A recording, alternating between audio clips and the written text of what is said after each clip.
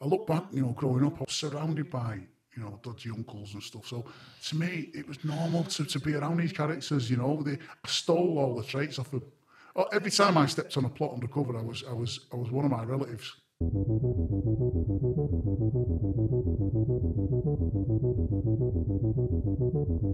And I wasn't pretending. I've been around it all my life. I didn't have to do breathing exercises to slip into the role of a criminal. You know what I mean? I found it very natural. Sometimes I found pretending to be a policeman harder.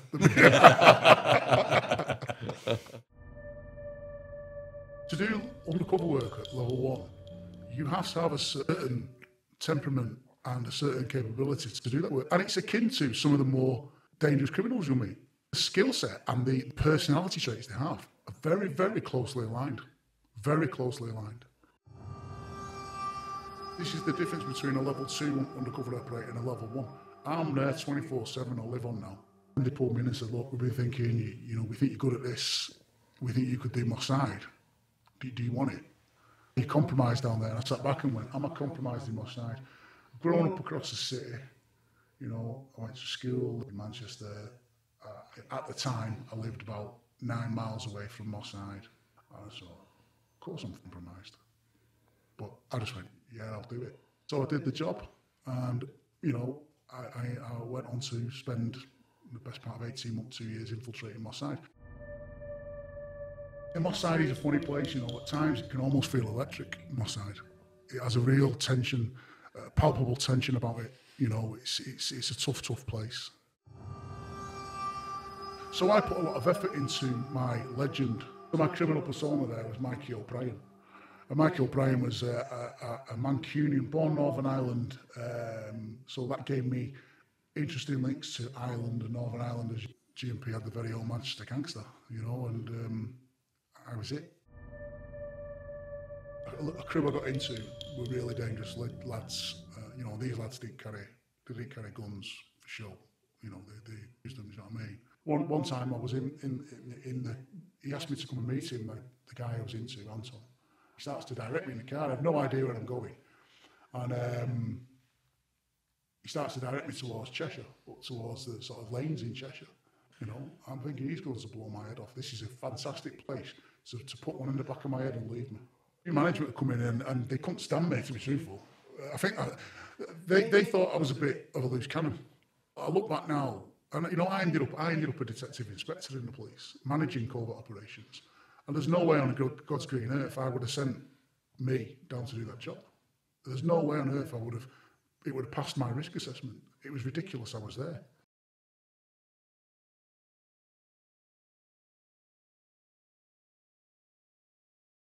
All right, we have got Shay on the Off of Deep cover. I'm more than halfway through the audiobook presently, brilliantly narrated. Now, I was at a family function yesterday, and there was an undercover cop, ex-cop there, sorry, not an undercover cop, ex-cop there. I'd met him for the first time, and he said he's been watching the podcast, he's seen the ex-cops we've had on, and we'd never get a real level 1 undercover cop on because the work they do is too dangerous, infiltrating the top of the gang structure, not just going out doing the street deals, and the level of danger and privacy, etc., required is such that we would never get a level 1 on former undercover cop on.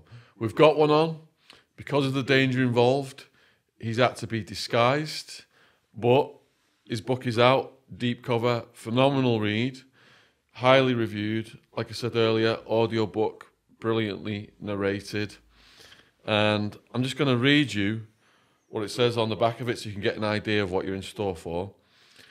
Shay Doyle is a former soldier and police officer who was one of the UK's chosen few level 1 undercover operatives. Posing as a professional criminal, he came face to face with some of Britain's most dangerous gangsters, often risking his own life. He was a decorated detective, leading covert operations and tackling high-profile murder cases, including Dale Cregan case. He was involved in that. Shay's central role in some of the most daring police operations of modern times was unparalleled, but leading a double life, constantly on edge, eventually took its toll.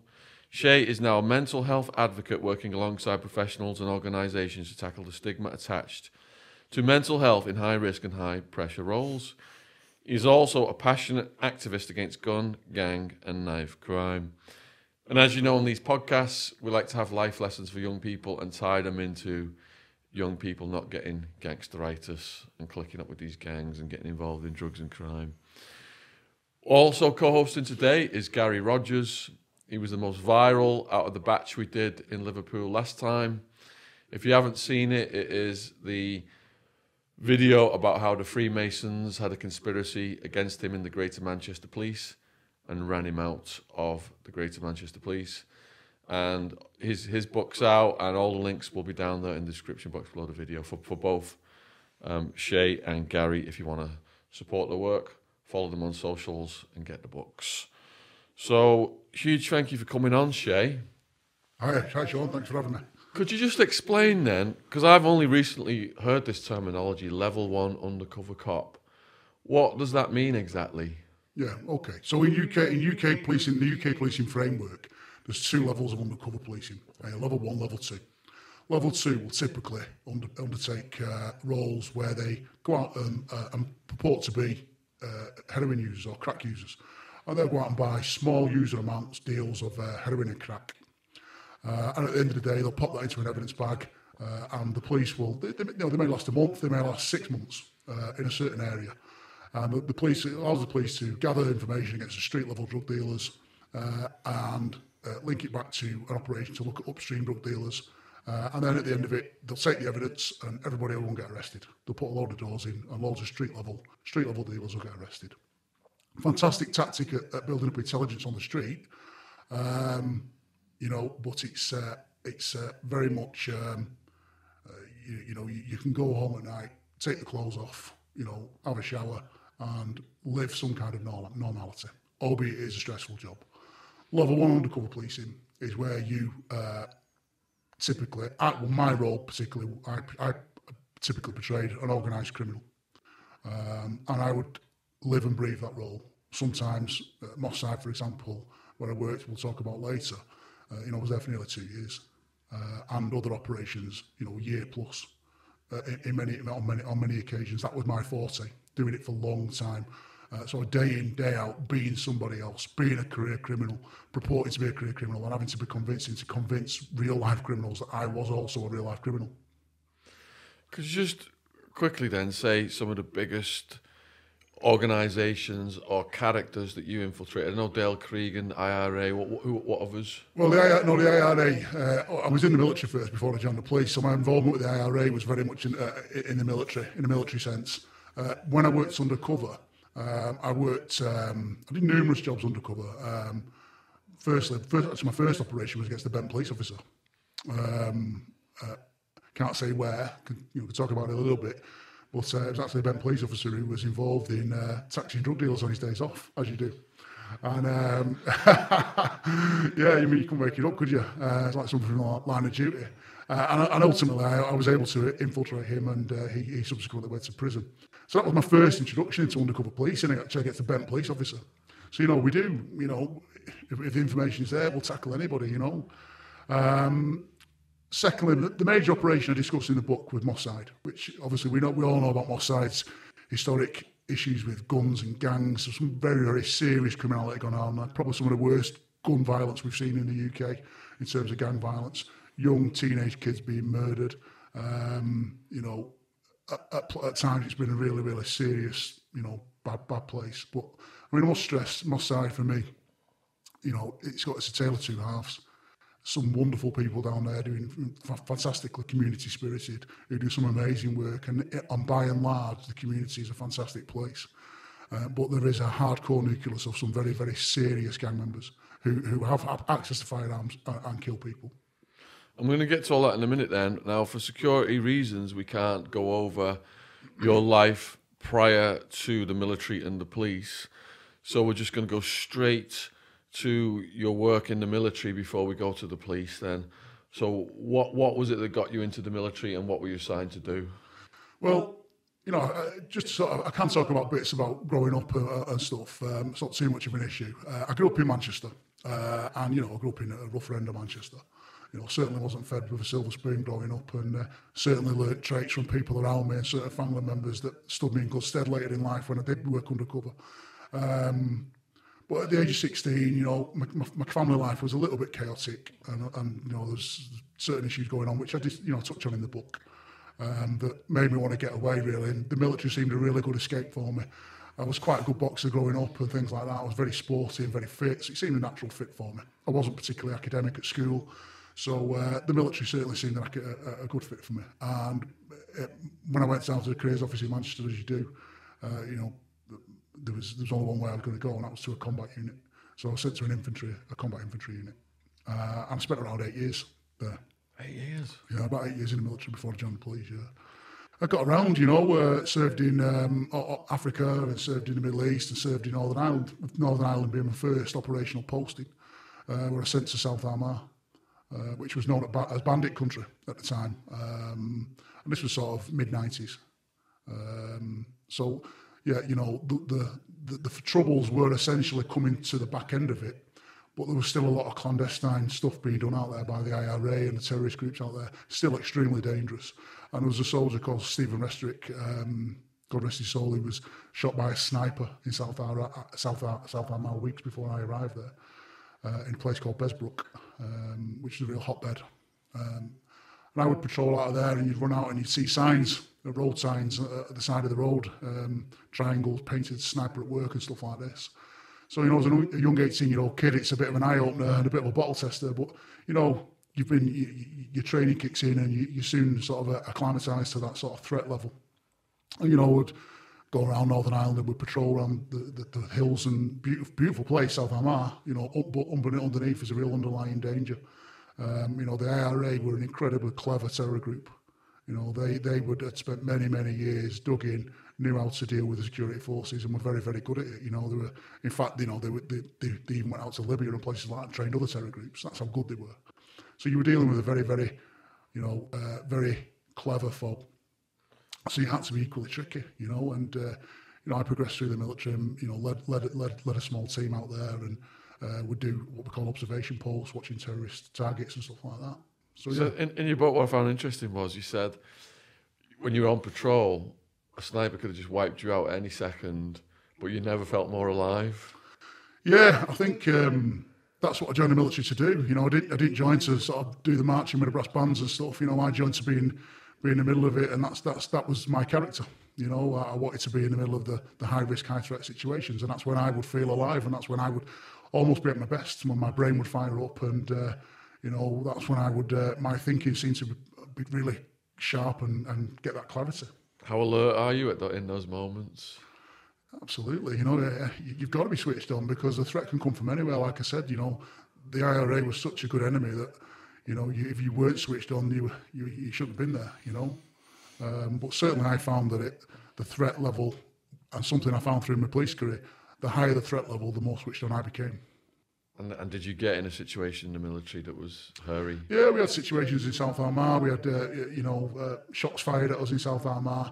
It turned out it was a farmer, but he claimed to be a farmer, you know, that with his shotguns and stuff. So it wasn't sort of a serious sort of contact.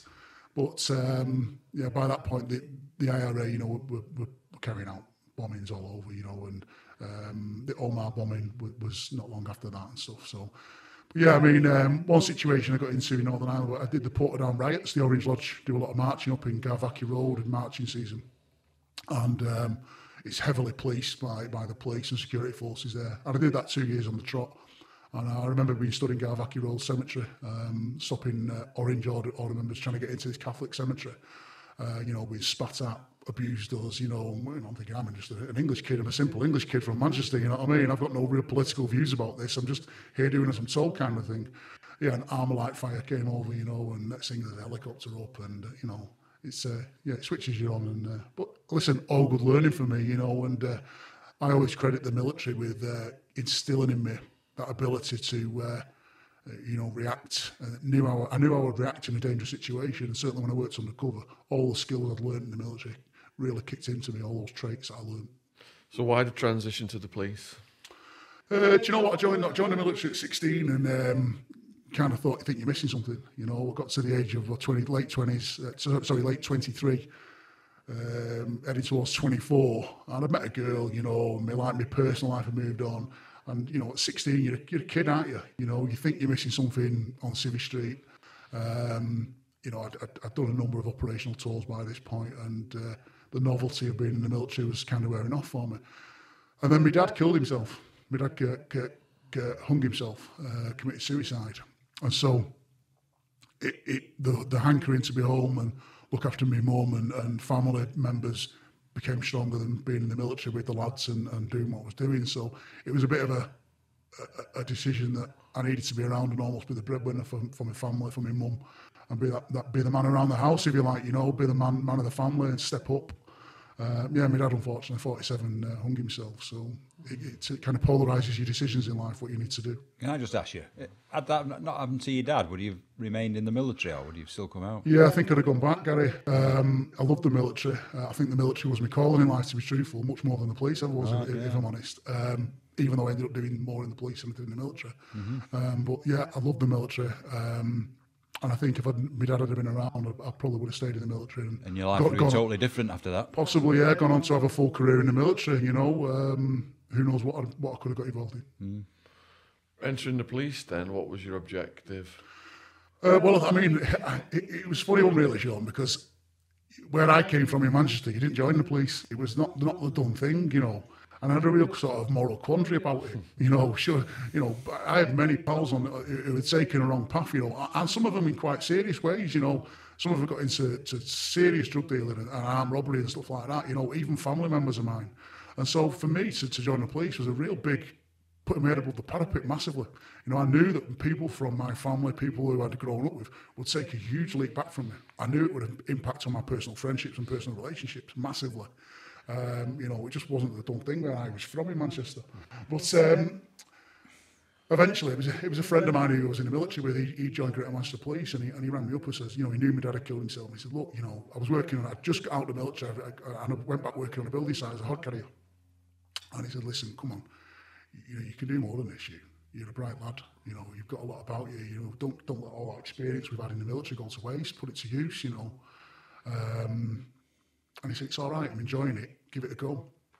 So I filled out the forms, and to be honest with you, Sean, you know, I'd been a bit of a rogue in my youth, you know what I mean, fighting, and I'd been banned from driving, and I'd been nicked a couple of times myself for scrapping in pubs, and luckily never got charged up, you know, so I wasn't some sort of silver spoon, goody two-shoes by any such. I could quite easily have been on the other side of the fence, you know, quite easily.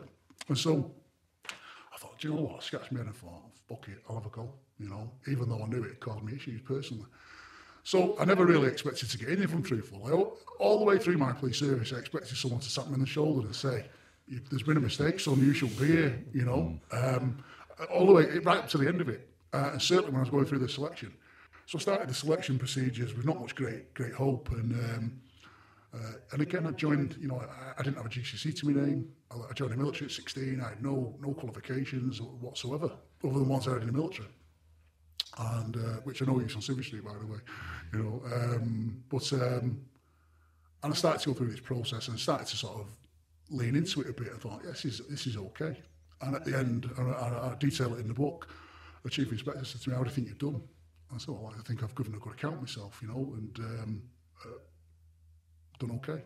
Well, you've done more than okay. You've scored in the top 3% of the country for the recruitment process, and we'd like to strongly consider coming on the high potential development scheme, which is a scheme to fast track people through, you know, into leadership roles and rank, which I turned down."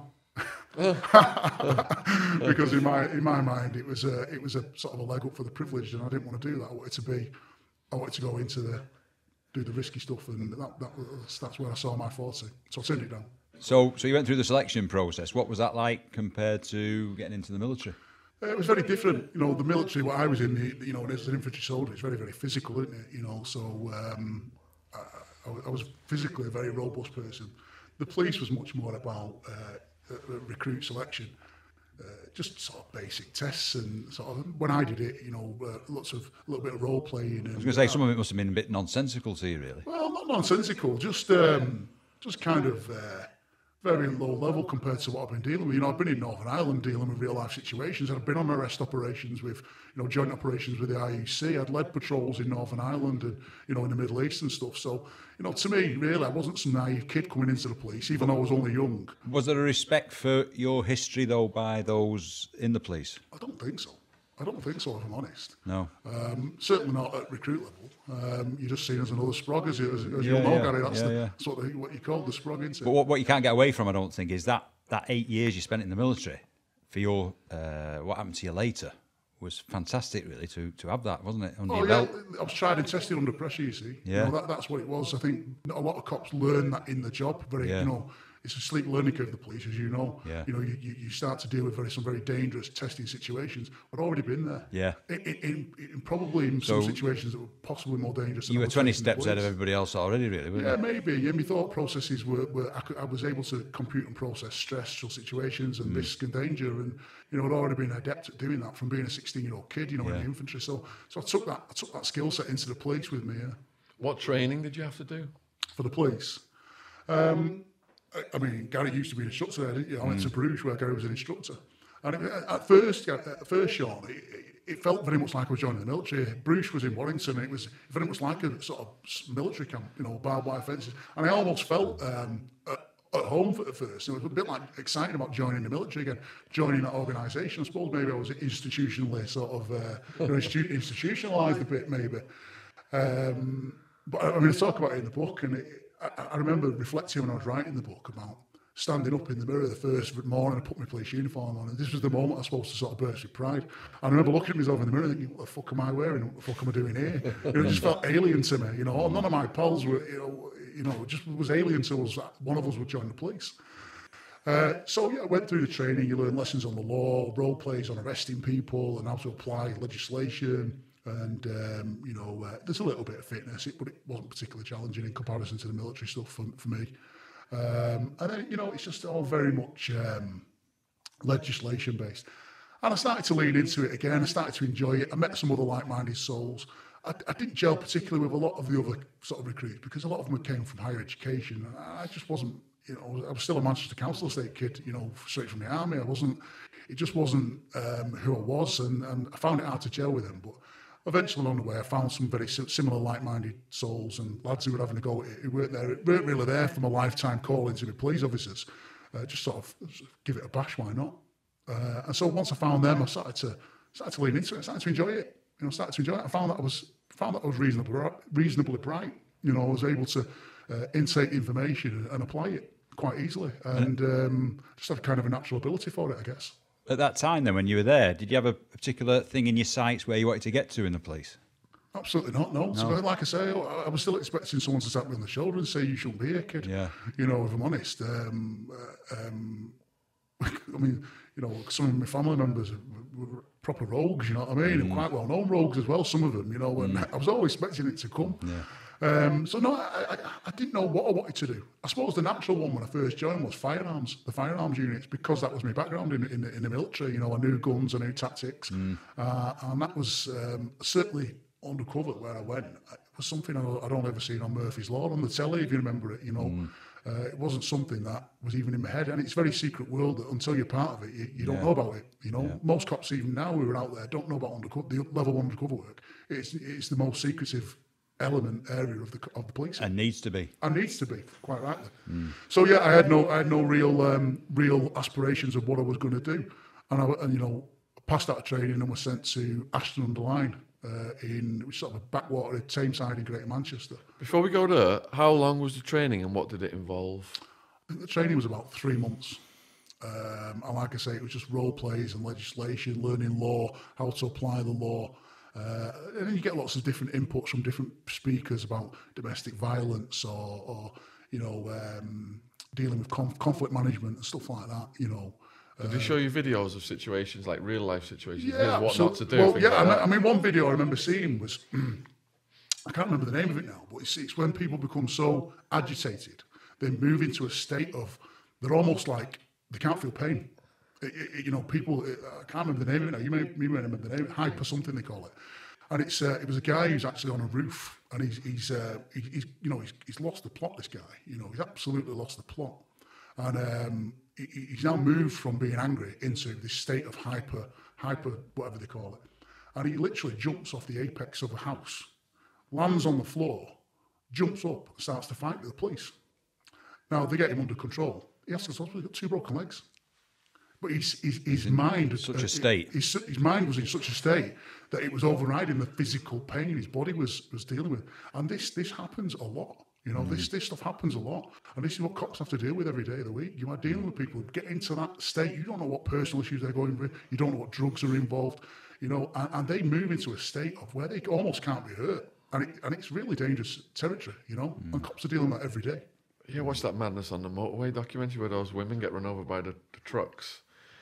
And they look like they're going to be dead because these trucks have hit them. And then the cops come and they just jump up and start fighting with the cops. Yeah. I think it's just a natural instinct of survival that all inbuilt in all humans, and we can all have the capability to go there. You know, I think it's something we all have. What about the physical training side of it then? What did that entail? Yeah, I mean, like I say, they very much scaled back the physical training from Gary's day. Because I remember, you know, when you did it, it'd been like the ex-Marine, the ex-soldier shouting at you. That had been scaled back very much. So there was a bit of a swimming test. There was a little bit of running, but most of it was sort of, you know, self-responsibility. Which I was always into fitness and running anyway. So I'd go and do my run, I'd go and do my training, my weight training and stuff. And I was very much into boxing and Thai boxing. So that was, I kept myself fit. I took responsibility for that myself. Can I just interject there with how namby-pamby-ish it became in some ways? Like, you know, you had to do a lot of drill, didn't you, marching? And when you come to a standstill, when you're marching, you bring your foot up, bang it down. They stopped that at Bruges because it might hurt the feet. Yeah. So they weren't allowed to stamp the feet down anymore. So it became ridiculous, some of the things they were introducing. Yeah, I mean, Gary makes a good point because, you know, I'd come from being a combat soldier into this sort of wokery, and I just found it a bit of a joke, if I'm truthful. You know, for me, and what I'd done, it was all a bit of a joke and a bit laughable, and that's how I treated it, really. I kind of just laughed my way through it. I think the biggest pressure, though, would be every week you were doing instruction on law, so you would have to then pass a test, wouldn't you? To get through to the following week. So that was perhaps the main bit of pressure on you. Absolutely, and I think you're right there, Gary, because I wasn't somebody that had sat down and done tests. I didn't even turn up for me. I was going to say. You know what I mean? Yeah. So that was the first pressure I'd had in terms of having to sit there and do a test. You know, ask me to do a run or do something combat-wise or, you know, infantry skills, no problem for me. But, you know, it's a test that put you outside your comfort zone. Absolutely, a little bit, pen and paper, a little bit of a sweat on.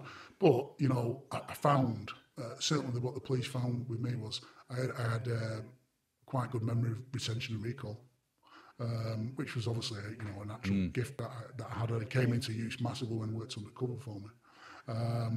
So yeah, sitting a test got me a sweat on every now and then. But you know, I sort of got by, no problem. Do you have to do firearms training at that point, or is that a specialist thing? No, that's very much a specialist thing. You've got to have been in the cops a couple of years at least before you can apply to move into a specialism like firearms. So yeah, there's no firearms training at that point. There's baton and cuffs and CS gas training and, you know, a little bit of ninja skills and stuff, which aren't really very ninja, if truth be told. You know, get back, you know. I think they tightened up on that, though, because when I was on the regional crime squad, I became a firearms officer. But then you would be expected to get turned out with a gun, and you've not picked one up for months. And I think that's where the danger is, because you've got to be handling them all the time, not every 6 months when there's a call out for something. Because I think that's when there's a risk of you pulling that trigger, because you're hyper yourself. Well, that's very much changed now, and I don't think that's the case anymore. No, I know because, they changed after. Yeah, you just had old DCs and 9 mils in the drawer that would dust off and get out and shove down the pants, you know. But doesn't really happen anymore. So you were dispatched to Manchester after the training. Yeah. What was your position there? Police constable, uniformed police constable, like I say, based at Tameside, which people think it's very much a forgotten backwater of Great Manchester. But when I arrived there, it was the murder capital of Manchester. More murders in Tameside than any other borough in Great Manchester. And one of the first murder scenes I ever sort of was involved with was a guy called Lee Amos, who was the brother of not Lee Amos, Stephen Amos, who was the brother of Lee Amos. Lee Amos was one of the serious sort of leader of the Gooch gangs, who ended up going away for 40 years, and his brother was shot dead outside a bar in Ashton. It was one of the first sort of murder scenes first murders was ever sort of involved in. Can you explain to the viewers who the Gooch Gang is? Yeah, the Gooch Gang. So the Gooch Gang in Moss Side, there was two major gangs initially, the Gooch Gang and the Doddington Gang. They took their names from the streets that they lived on. So it was Gooch Close and the Doddington Close. And over the years, they've evolved into numerous factions and splinter cells, but they still actually are the two main gangs within that South Manchester area. And Lee Amos was the very, very dangerous individual. He's away for 40 years now. For multiple murders, and he was one of the leading lights in the Gooch Gang. We'll come on, maybe touch on it later when I talk about Moss Side, because they were pivotal in the reason why I got sent down there after their conviction. And his brother Stephen was a DJ, and he got shot dead outside a bar, and it was to get at Lee, unfortunately. Bloody hell. And he famously had a tattooed on him, Lee, after his brother was killed, that said, "Can't stop, won't stop." And that was because he was so intent on revenge against anyone who'd harmed his brother, which, you can understand. So is Gooch and Doddington, are they at war? And how does the Salford lot fit into that? So, yeah, the Gooch and Doddington have been at war over the years, sporadically, some periods being worse than others, and certainly they helped with Manchester get the label Gunchester back in the day. Like I say, it's very much evolved the gang scene in Moss Side now. They are the two main gangs, but you've got lots of because of lots of refugees from war-torn countries coming into the area of South Manchester and Moss Side. You've got Libyans and Somalians and other African nations that have all come from. A lot of these kids have come from war-torn countries. They're battle-hardened.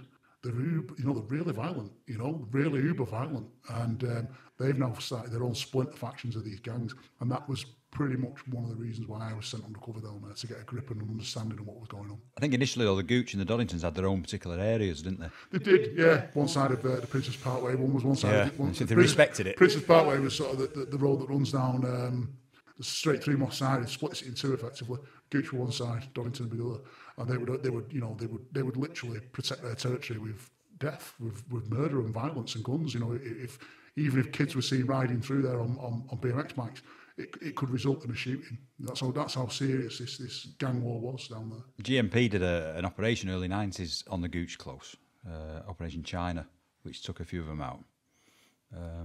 Yeah, well, that was a test purchasing operation, and the Moss Side precinct back in the 90s was literally the front line for drug dealing, and you'd have Gooch gang members down there protecting that territory. They'd have runners out, seeing if the police were coming down, and on the bikes. Literally, you'd have heroin and crack dealers coming heroin and crack users coming from all over the northwest to this open drugs market. So the police had to do something about that. You cannot allow that to go on. And Moss Side being the difficult place it was, they did a fantastic job. Operation China and Operation Miracle. Yeah. There was an empty council house in the middle of a block, and they put a camera in the roof, lifted the roof tiles, and had the camera focused down onto what was called like the drug square there, where you used to go in and buy. But that's the length they went to catch them. Then they had test purchasers going in, didn't they, regularly to buy. Yeah, and it was a really successful operation. Sort of laid the groundwork for some of the undercover work I would do down there. So you get sent to Manchester and you start on undercover work right away? No. So I did 2 years in uniform. Like anybody else.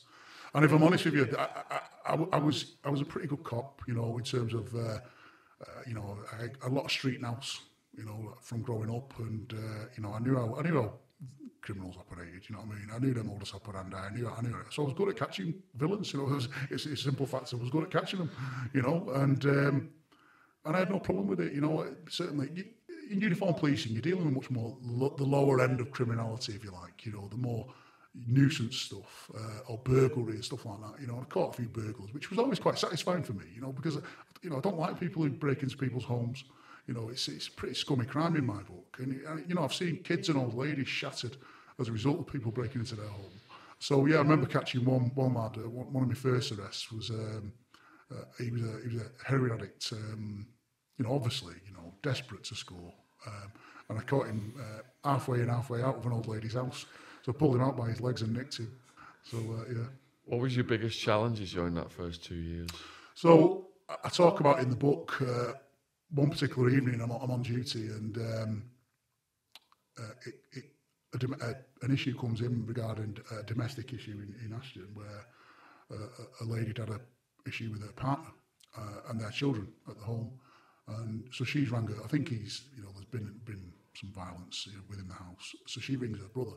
Now her brother was 6'10", doorman, 30 stone, Salford doorman. He was a lad called Craig King actually, and he decided that he was going to come down and sort this issue out. So a colleague of mine, really good lad, he's in the house. He's an ex-firearms cop as well actually, so he's been around the block and whatnot. And Craig King turns up with a machete and a sawn-off rifle.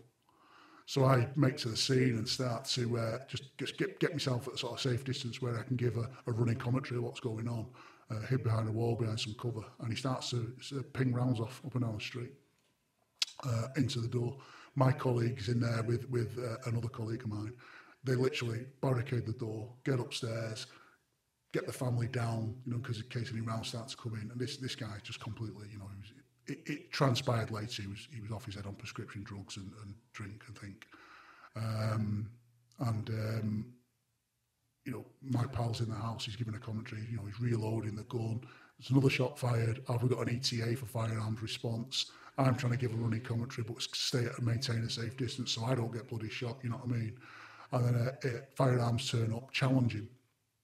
And he refuses to put the weapon down.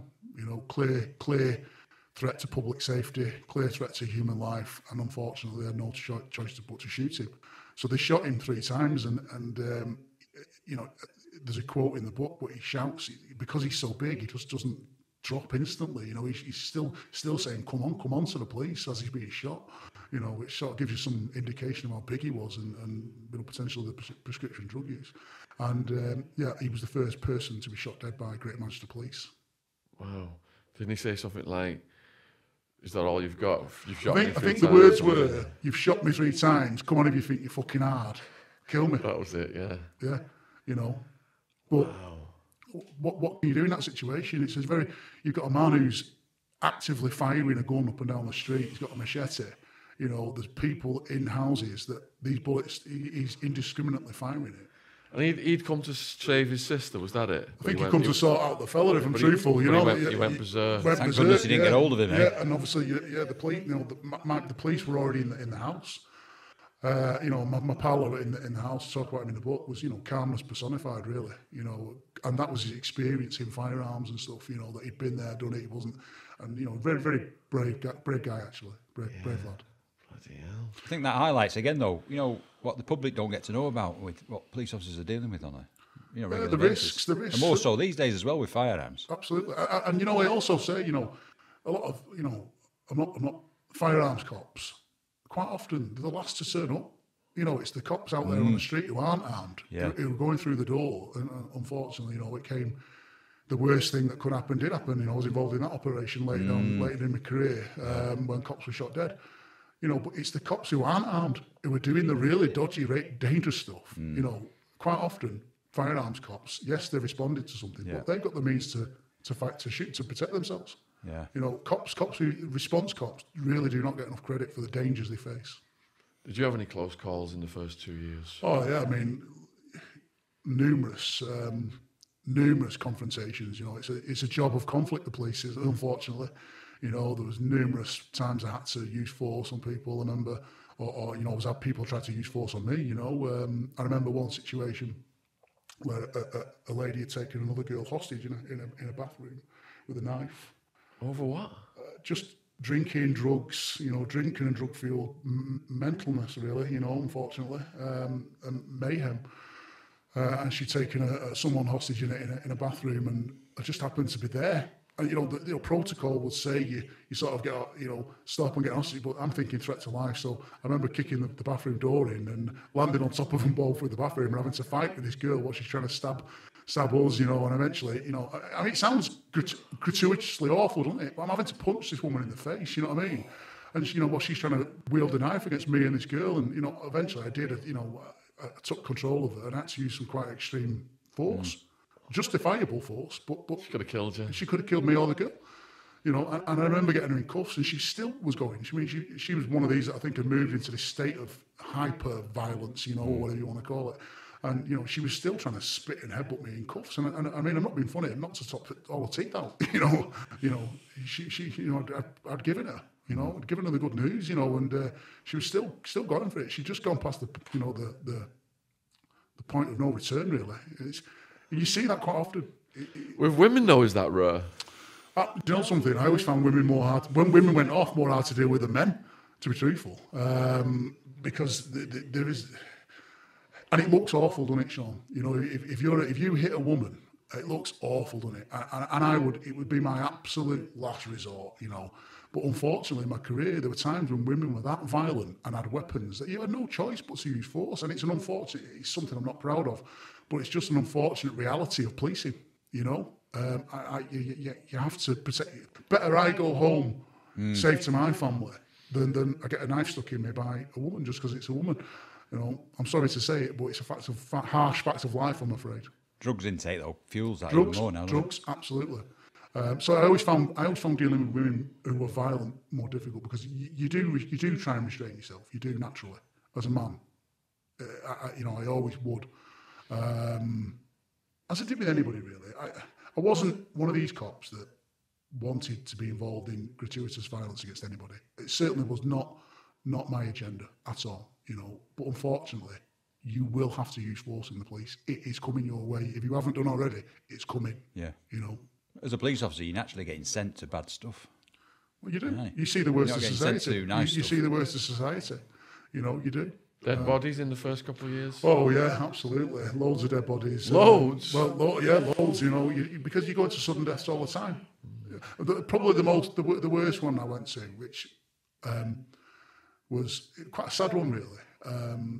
He was a guy with learning difficulties who didn't really have anybody or any family. And the reason, he used to sit on his doorstep every morning with a cup of tea. This all came afterwards. And a passing motorist who'd been passing for years just used to wave at him, wind his window down and say hello to him. But he'd not seen him for 2 weeks. And he knew the guy had learning difficulties and stuff like this. And he just rang the police and look, I'm a bit concerned. I don't even know his name, but I've just waved to him for years and I've not seen him for a couple of weeks. So I get tasked to go round. And straight away, I can see hundreds of blue bottles in the window. So I know what I'm going into, you know. I know what I'm going into. So the door's I don't even have to force the door, it's unlocked. So I walked into the door and the stench hits me. And I'm literally retching, you know, it's that bad. And I know now there's a dead body. So I literally cover my face and move into the kitchen and the gas is on, the heating's on, the gas is on, so the decomposing of his body was horrific. And he'd literally melted onto the lino of the kitchen. And cooked himself. Yeah, effectively. And his head had separated from his body, and there was maggots all crawling out of it. And we couldn't get any specialist undertaker to come and remove the body. It was that badly decomposed. So me and a colleague had to put forensic suits on and bag him up effectively. And I literally had his head on a shovel at one point. Bloody hell. So yeah, it's pretty horrific scene, you know, pretty horrific stuff. And is that kind of thing you just internalise it at the time and it haunts you a bit later on, or? Do you know what, Sean? You know, I think again the military stuff, and you become desensitised to it in a way. Later in life, it's hit me. All the stuff I've done, the cumulative effect of it hit me. But at the time, you know, I think you just think, well, it's what we have to do. This is what we have to do, and this is what the police have to do. You've got to be of a certain character trait as well, haven't you, to get through that? You have, and you know, we've seen a lot of stuff in, you know, the cops in the Met with this sending jokes around, which is completely I find abhorrent. You know, about dead murder victims. I find it abhorrent. You know, that there's a line of decency that should never be crossed with victims of crime or anybody for that matter.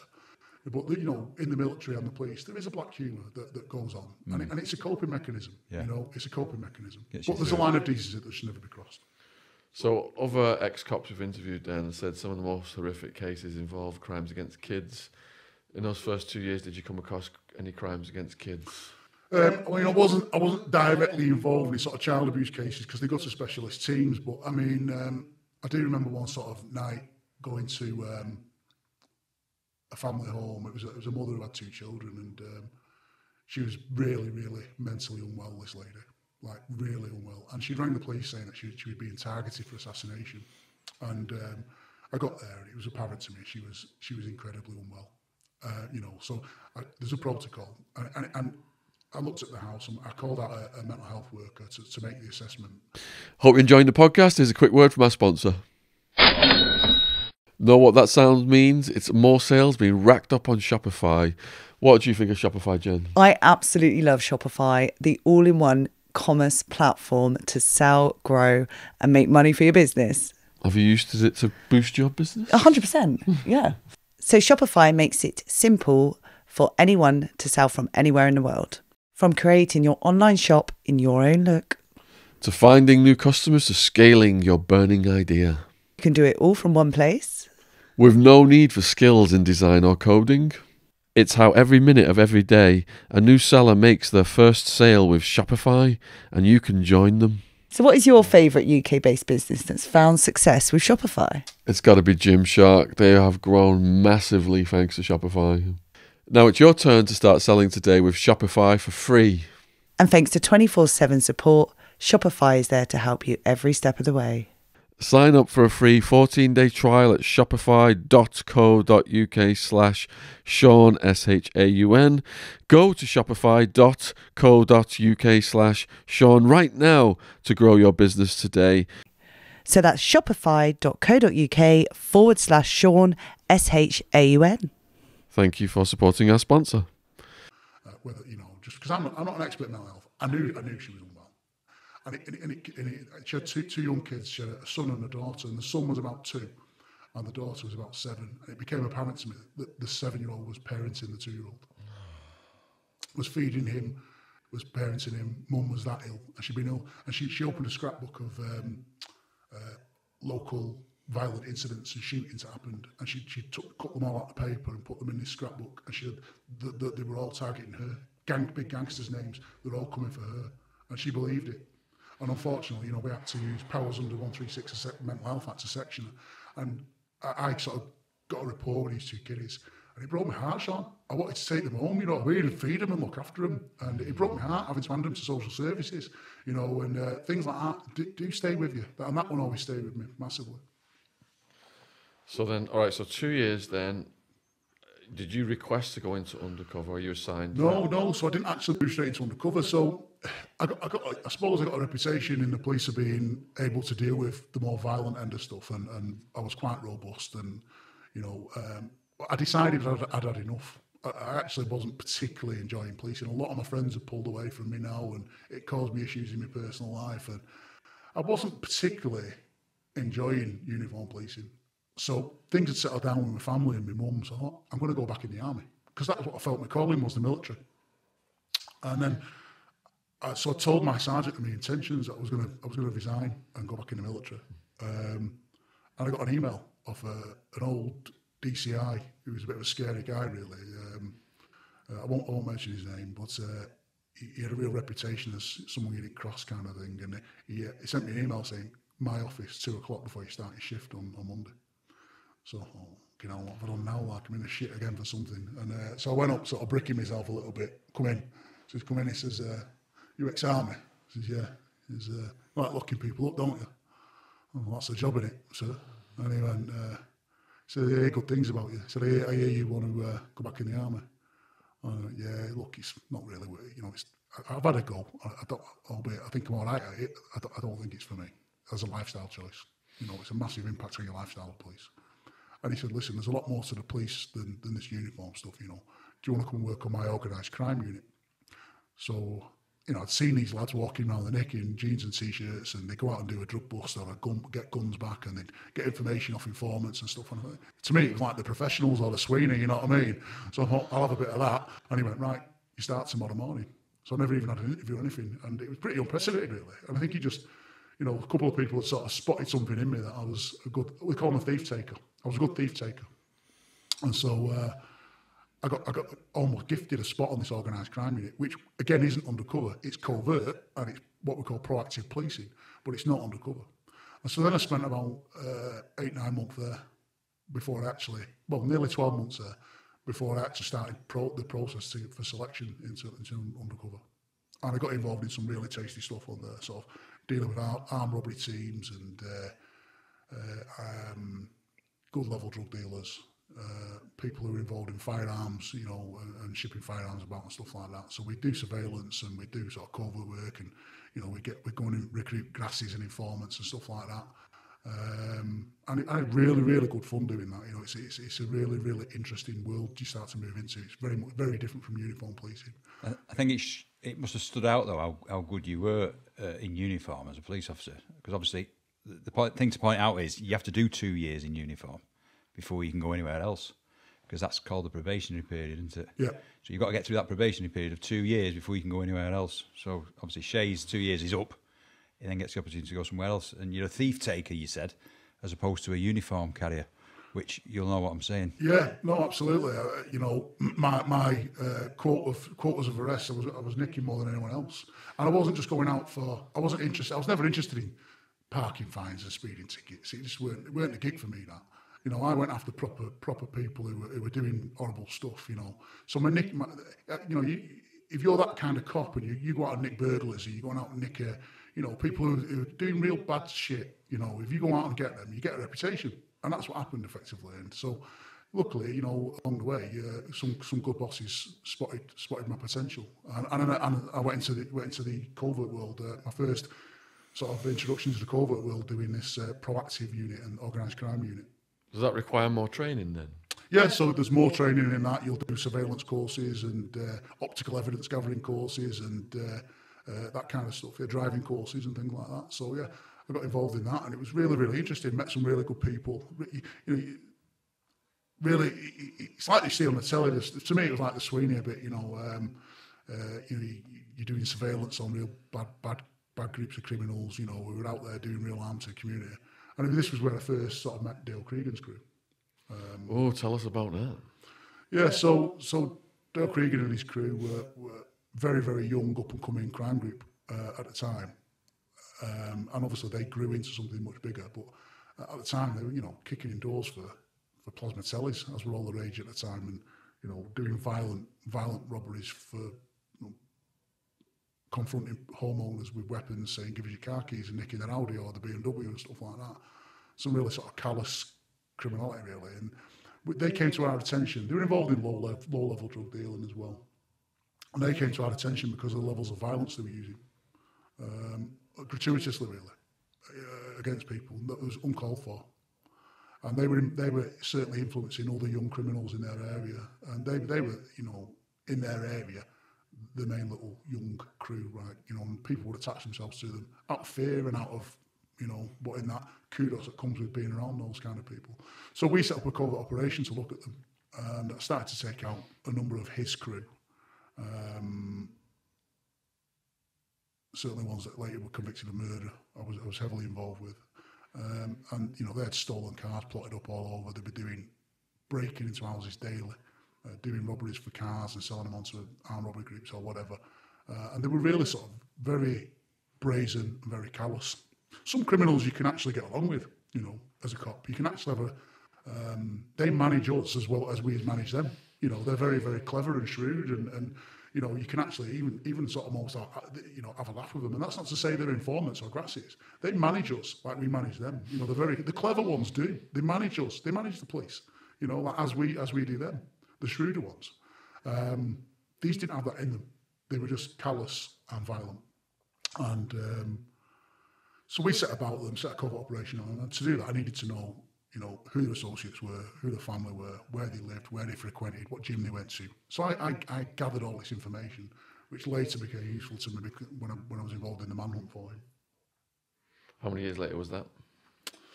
Oh, you're knocking on a good decade, over a decade later. So I met him when I met that crew when they were very young. Did that crew have a name? Or? No, they didn't have a name. They were just sort of, you know, Droylsden, East Manchester lads, you know, from Droylsden and Clayton and Openshaw. So yeah, we had some good successes against them, you know. sporadically good successes against them. And I remember one funny story, actually. One of them chased him from a stolen car. And it was an open show, which is quite a rough area in Manchester. And he can't run no longer. He's running out of puff, so he decides he's going to have a fight with me. So we start having a bit of a fight in the street, and I had no body armour on because we'd been doing covert surveillance.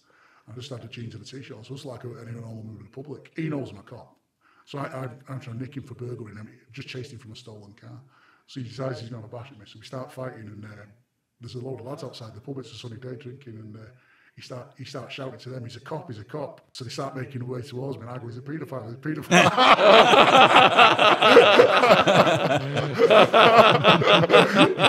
which he always remembered and fucking hated me for, to be honest. But, you know, they took one step forward and one step back. It's like the open and he wasn't a paedophile. But I'll put the record straight. But, you know, and I won't name him. But yeah, you know, I was thinking on my feet. Otherwise, 4 or 5 of them might kick the shit out of me. Right, can I just ask you, you know, you were saying there about that you were doing covert jobs then in that department, but in terms of you personally then, you weren't fully aware of what a level 1 undercover officer was going to be doing? Absolutely not. No, absolutely not. Or you class it as that? Even though you're in the covert world now, undercover is still the dark side of the covert world. You know, nobody knows anything about it unless you've been involved in that world. You know, and even the test purchase level, the level 2, they don't understand and know about the level 1 world. It's very, very, very much kept in the dark and in the back. You don't talk about it. And if you do know anything about it, you don't talk about it. You know, like a need-to-know basis. Very much a need-to-know basis. Still very secret. And the reason I came to get to know about it was I've been in the organised crime for about 9 months doing these jobs, and one of the lads who's an experienced cop in my unit, he comes to me and says, "Have you seen the advert for they want level 1 UCs to come to an open day? Potential level 1 UCs to come to an open day." So I went, "No, don't know anything about it." He said, "Have a look at it." And they just used to have an open day where 200 people might go down, and they'd give you a very brief synopsis of what it was all about, and then they'd start the application process for people, to recruitment process to get into it. So he says to me, "My pal, he's in the IUC now, actually, over in Northern Ireland. He transferred over to Northern Ireland." And he says to me, "I went for it a number of years back." He said, I got to the late stages, then failed the selection." He said, "It's really, really tough selection. It's about 9 months long. It's not gifted to you by any stretch of the imagination. We'll come on to that if you want." But and he says to me, "Look, I failed it. I think you'd be good at it. I think you'd be good at it. You've got the look. You've got the talk. You've got the chat. You're quick on your feet. You think fast. You know." He went, "You basically are the fucking part. You know what I mean? You're there, but for the grace of God, you would be, wouldn't you? You know." And he went, I think you should get down there and have a go and have a bash." So I did. I went along with not much hope. There's 200 other hopefuls in this hall, and a couple of guys come on, give you basically tell you something, but tell you nothing about it really. And then you've just got to fill out an application form, and they sort of paper sift you down and think, "You're a fucking idiot. You're a dreamer. You're not for you." And then they start going through a number of series of tests and intelligence tests, psychometric tests, role plays, stress testing scenarios, psychological tests with psychiatrists to make sure you're robust enough, to make sure you've not killed small animals as a kid and got something in your closet that might come back to bite them. You're a serial killer in the police or something like that. So that process goes on for about 9 months, and it's really challenging, it's really testing, and that's just to get you to the final course. So, and this is happening nationally. At the time when I did it, only 2 forces in the country were allowed to run the course: Greater Manchester Police and the Met in London. And I was successful in getting onto the Met course, onto the Manchester course, sorry. And so from 200 GMP cops who stood in that room that day, there was just 4 of us made it to the course. And then there was 4 other officers from around the country who came to do the Manchester course. So there was just 8 of us. So maybe 400 nationally had tried to get to that course, and only 8 of us managed to get there. Wow. So you're talking, so that's the attrition rate to become a level 1 UC, and I think the statistics are something like less than 1% of all police officers will ever become a level 1 UC. So I think that gives you an idea of how, this is not the place for Walter Mitties. It's not the place for people pretending to think you can just go turn up and pretend to be a criminal. It's not that easy. It's much more in depth. It's much more challenging than that. And then I did the final course, and I remember the opening. I remember thinking, I've done quite well here. And you get into this course, I remember the opening words from the lead instructor, a good friend of mine now, who said, listen, just because you're all there, don't think you're going to be level 1 UC. He said, I will fail every fucking one of you if you're not good enough. I'll fail every one of you. And so I went through that, and that's very much about sleep deprivation, really challenging scenarios, really putting you under stress. And, you really start to see who people are under sleep deprivation, don't you? People's true character comes out, and it's almost torturous, isn't it, with no sleep. And by the end of that course, you are operating on instinct. You are operating on instinct, and they're trying to see, have you got the resilience? Have you got the physical and mental resilience to do this? Have you got the ability to think on your feet? Have you got the ability to manipulate everyone around you, yet not let them know you're doing it? And that's the level you're operating as level you see. That's who you've got to be. And you've got to be convincing in role. You've also got to stick in the law. You've got to understand the law, implicitly, because if you don't, you'll lose the case, you'll lose the job. And I passed the course. And out of the 8 on the course, I think there's 3 of us passed it. But again, it's tainted because just because you've passed the course doesn't mean you're the finished article and you're going to get thrown into some high-level undercover operation. You're not, and it's tainted with the fact that you may never be called on. A lot of people some people that pass the course are never even used. I went back to my unit, the organised crime unit, on the Monday after passing selection. Slaps on the back off the lads, but sort of tainted with, I'm never going to get the call. That afternoon I got the call, and I was posted to Amiga, Greater Manchester Police's undercover unit. Was part of that course the watch test? Yes. Could you describe the watch test to the viewers, please? So this is the actual first role play you'll do before you even get on the course. It's just a very low level test of your ability to communicate, I guess, and maintain role as a criminal. And it's literally as simple as this. And they just say, people are watching from behind two-way glass, and there's 2 guys in the room, and they say, look, the police have identified that a high-value stolen watch is being sold through an advert in the paper. Obviously, we're going back a number of years when I didn't know, so the paper was where you sold stuff. And you've simply just got to go make contact with the sellers and go and try to buy the watch. That's it. That's all you've got to do. So, you make a phone call, you go into the room where you're being observed through two-way glass, and there's 2 guys there, and these 2 guys would have been very, very experienced undercover cops, really sort of, battle-hardened and knew the game. And I'm the last to go in on my time on day. Everyone's in and out in 10 minutes. So I get in there, and I'm in there 45 minutes trying to buy this watch. And in the end, they're asking me, who are you? Where are you from? Who do you know? What car do you drive? Where do you drink? All these questions and all this stuff, and what's your address? All these questions that you're having to bat off and whatnot. And in the end, I thought, do you know what? In my real life, when I sit here letting 2 fucking idiots interrogate me over a watch.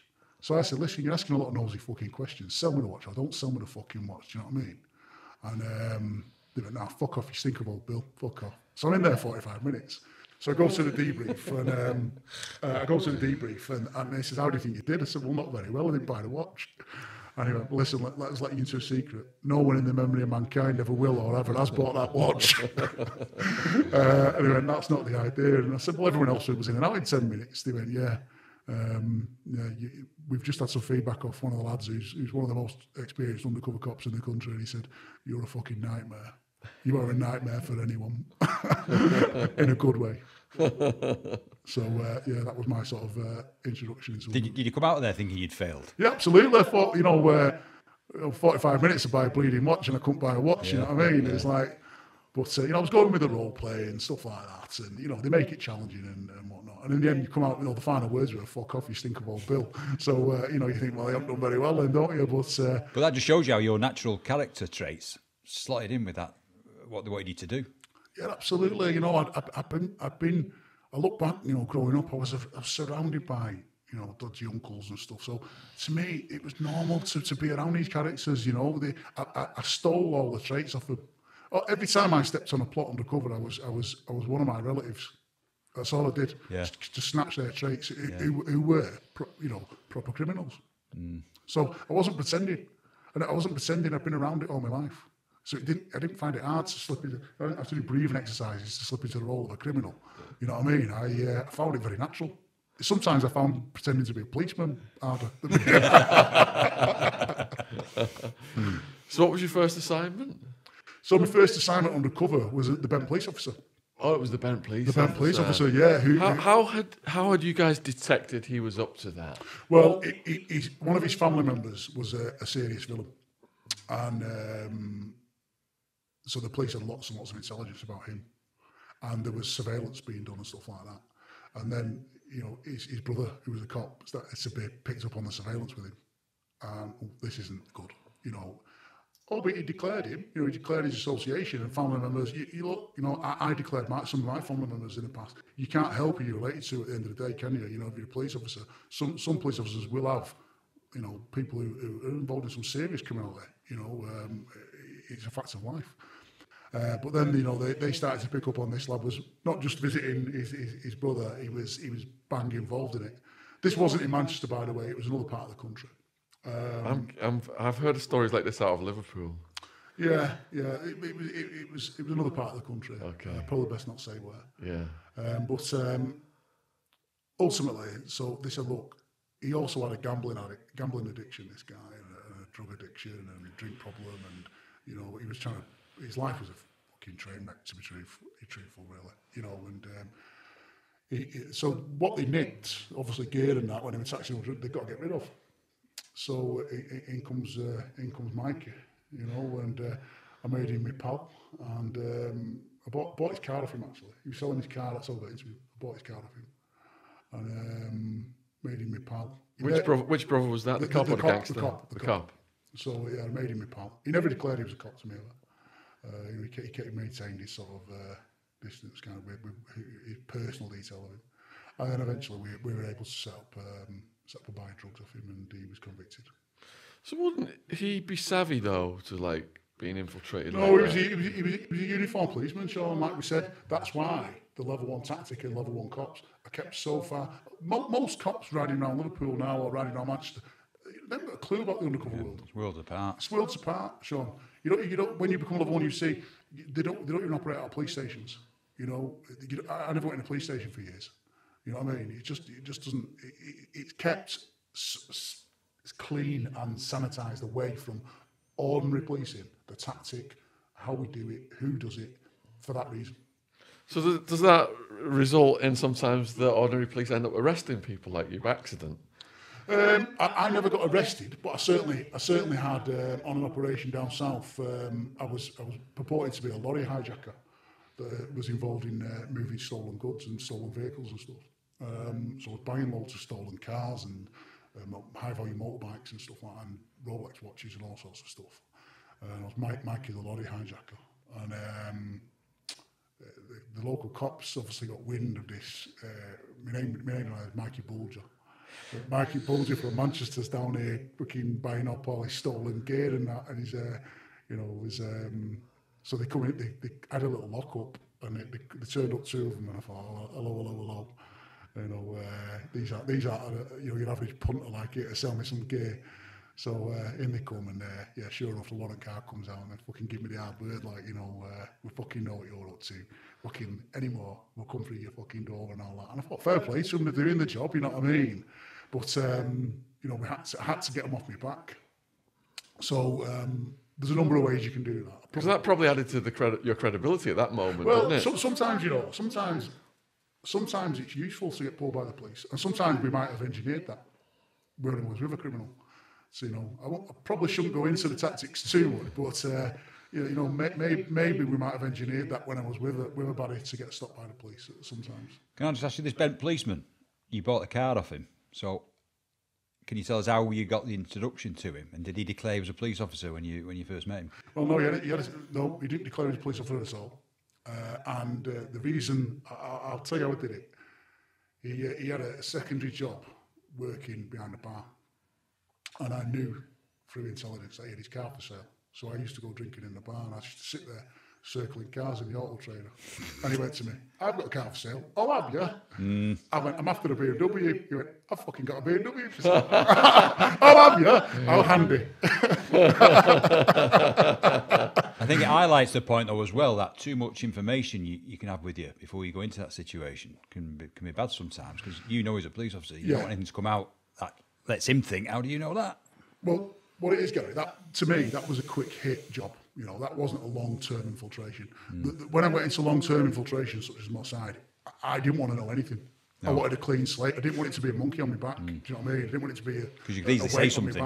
Yeah, because you, like you say, you can slip into saying something. I mean, I was pretty good at not doing that. But equally, you've got to be on your guard all the time. So when I went into long-term cold infiltrations into Mossad and other places, I wanted as least information as possible about individuals, because also sometimes it can put you on your guard, you know, with people. Sometimes you have to know. So one of the kids I was into in Mossad now, the information was he permanently carried a firearm. So I needed to know that. You know, I needed to know that for my own personal safety. And, you know, so I could dynamically risk assess what was going on around me at the time. But, in general, I just need to know. Need to know was enough for me. So when you go into situations like that, then, do you have to have a fake identity, and associated with that identity are there, like, records changed on computers so you got some criminal history?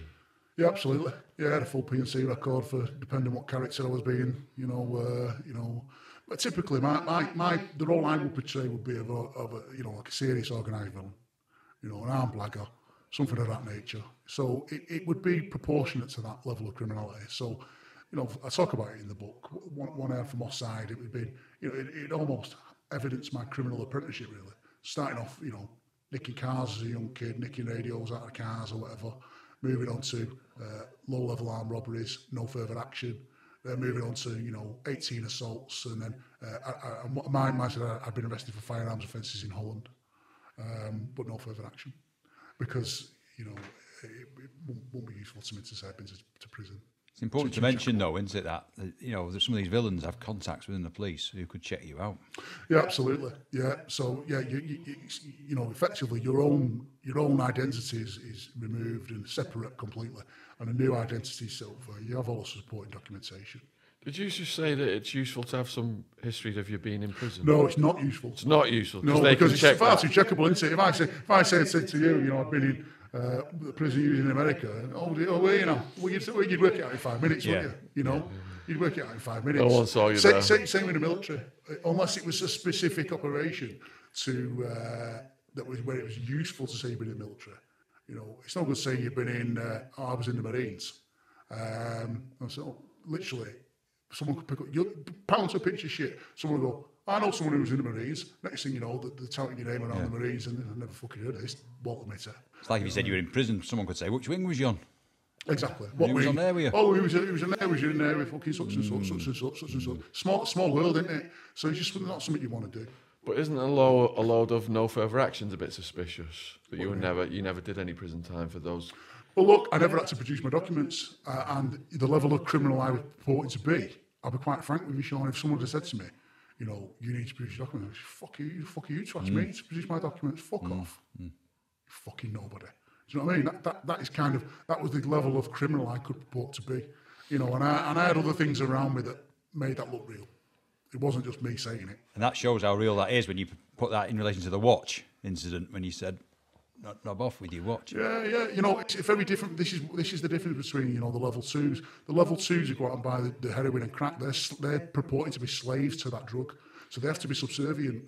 You know, I'm sure you've been in prison with guys who were organised criminals who were subservient to no one, weren't they? You know, and they would go tell you nothing. You know, and they would almost see it as a challenge of, I ain't showing you my fucking depths or whatever. Fuck off. Do you know what I mean?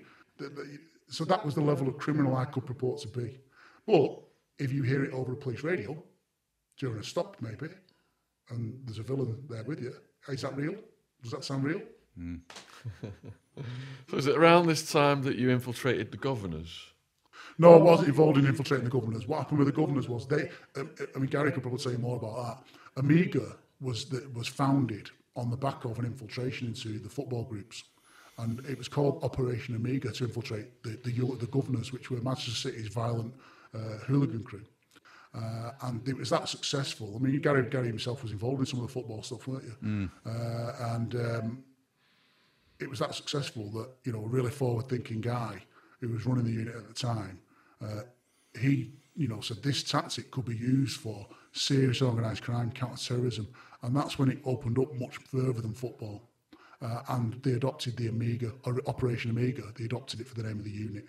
So I wasn't involved directly in infiltrating the governors. That was much before my time. It's Gary's era. I was, by that point, we'd evolved into very much serious and organised crime and counter-terrorism work. This podcast is sponsored by Harry's. Harry's is way more than a super sharp razor company. They're here to revamp your whole routine, from close shaves and flake-free hair, all the way to clear, healthy skin. Harry's helps guys feel great. For this sponsorship, Harry's is offering a free travel-sized shower gel with a trial set to you, the viewers, to give you a chance to try their other products as well as shave. Please make sure to support this podcast and give your own shower shave a go by redeeming a free Harry's trial set. All you cover is £3.95 for delivery.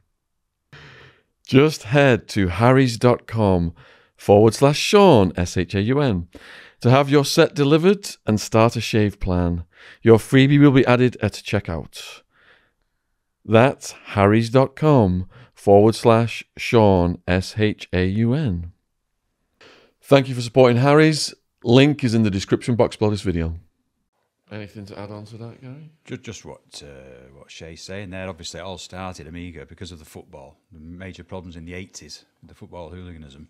They decided, certainly GMP did, to set up Amiga.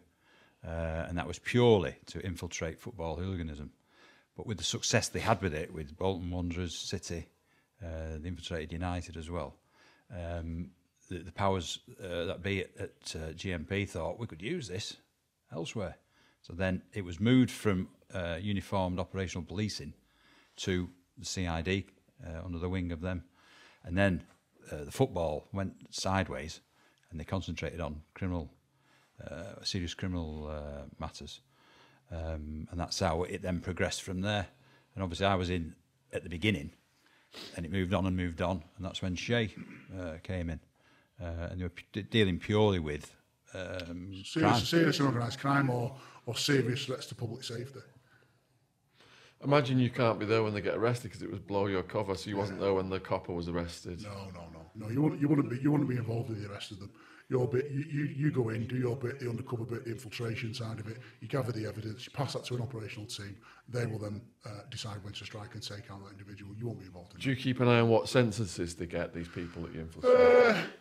Yeah, you would do as out of professional interest. I mean, I couldn't tell you all of them off the top of my head. I mean, what? Do you know what the copper got? I don't know off the top of my head. I think he got about 3 years. I don't think it was very, very long. But he only, it was weed. It wasn't. And it was, if anything, it was more of a lever to remove him from the police than an exercise. There was a job I did in there which involved a bent police officer. And they all got arrested at the end, including him.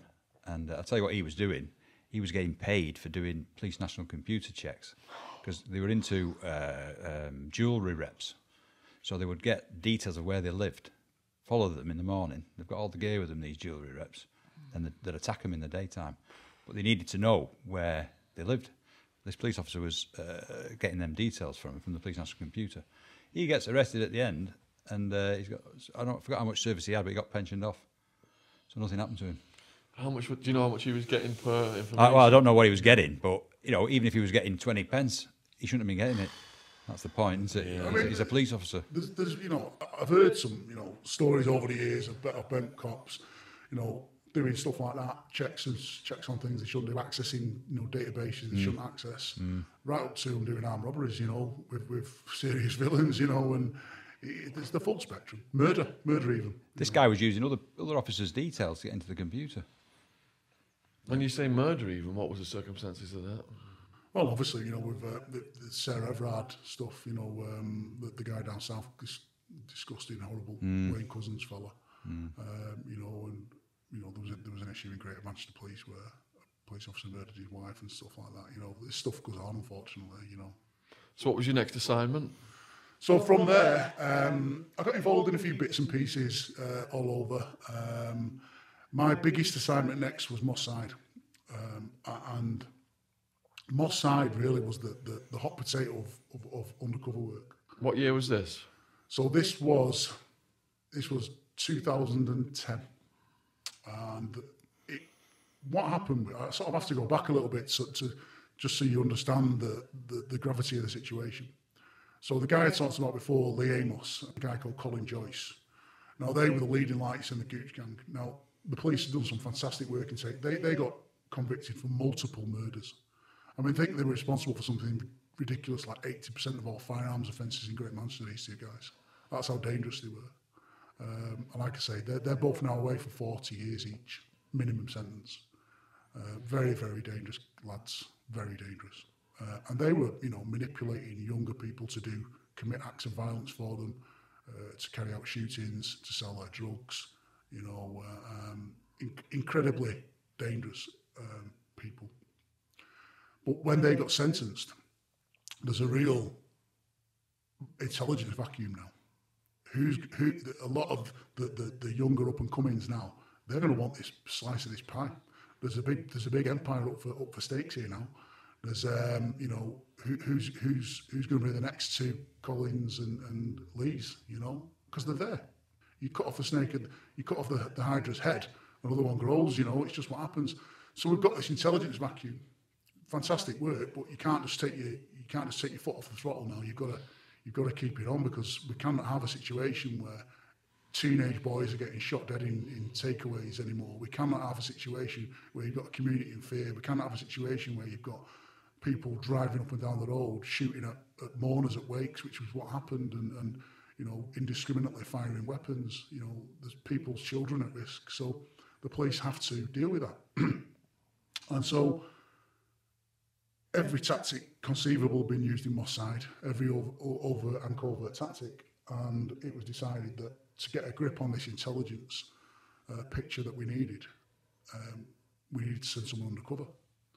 And the gang landscape was changing, as I touched on before. You now had an influx of migrants from Libya and Somalia and conflict countries in Africa who were coming over here with their levels of violence.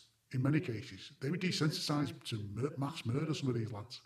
And couldn't put them on the street in that gang environment. It's a toxic mix, you know, and the gang landscape was changing. So we needed to understand what was going on. So what happened was they punted the job around the very small, tight network of undercover policing in the UK and even abroad, you know, because as a level 1 UC, you can work for. I could work for European police forces or the FBI or whoever. You can work for any partner law enforcement agency.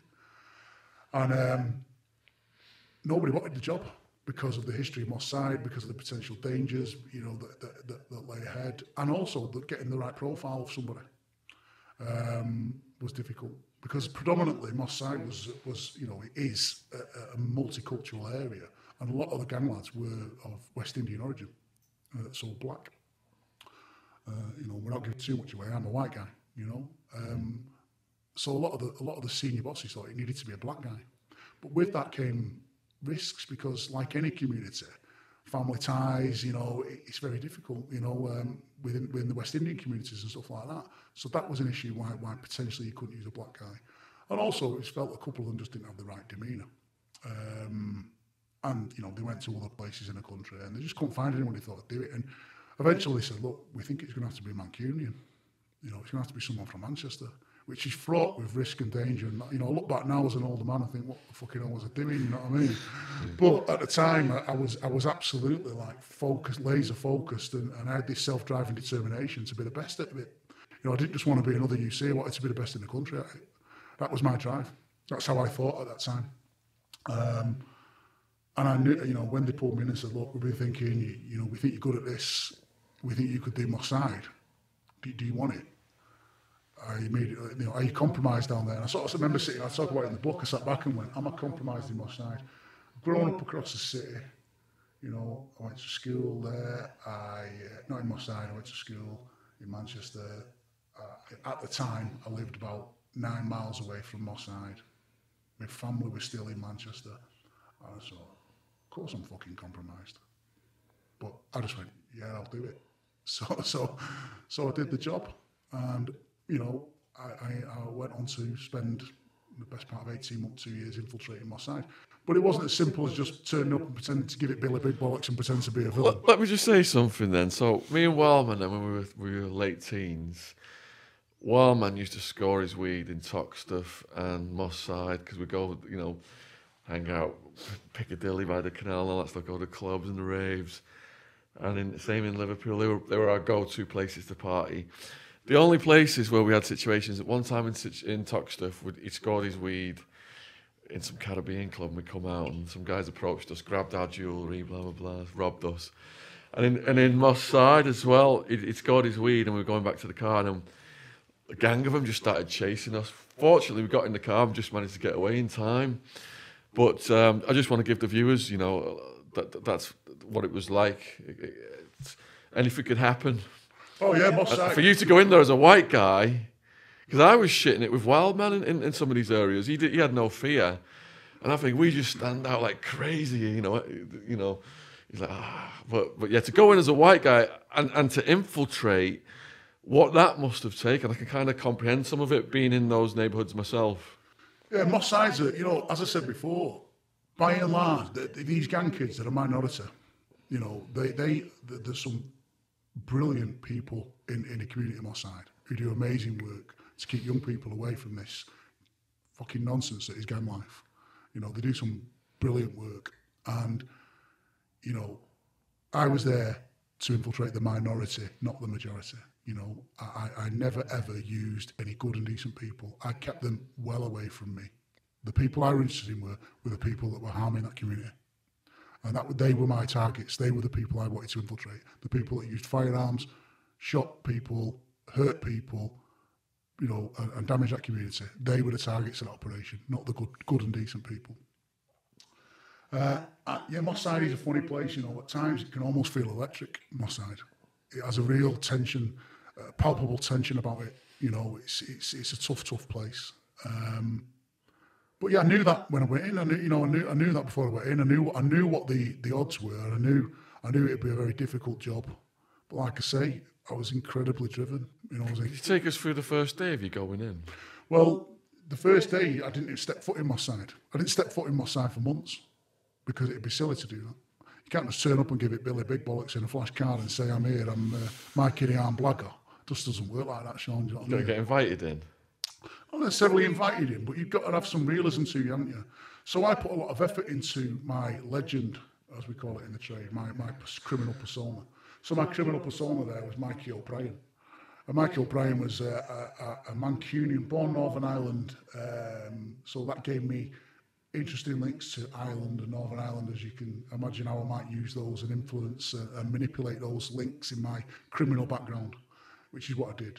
And yeah, so I moved to an area just a few miles south of Moss Side first, and I got my face known there, and I became part of the furniture there.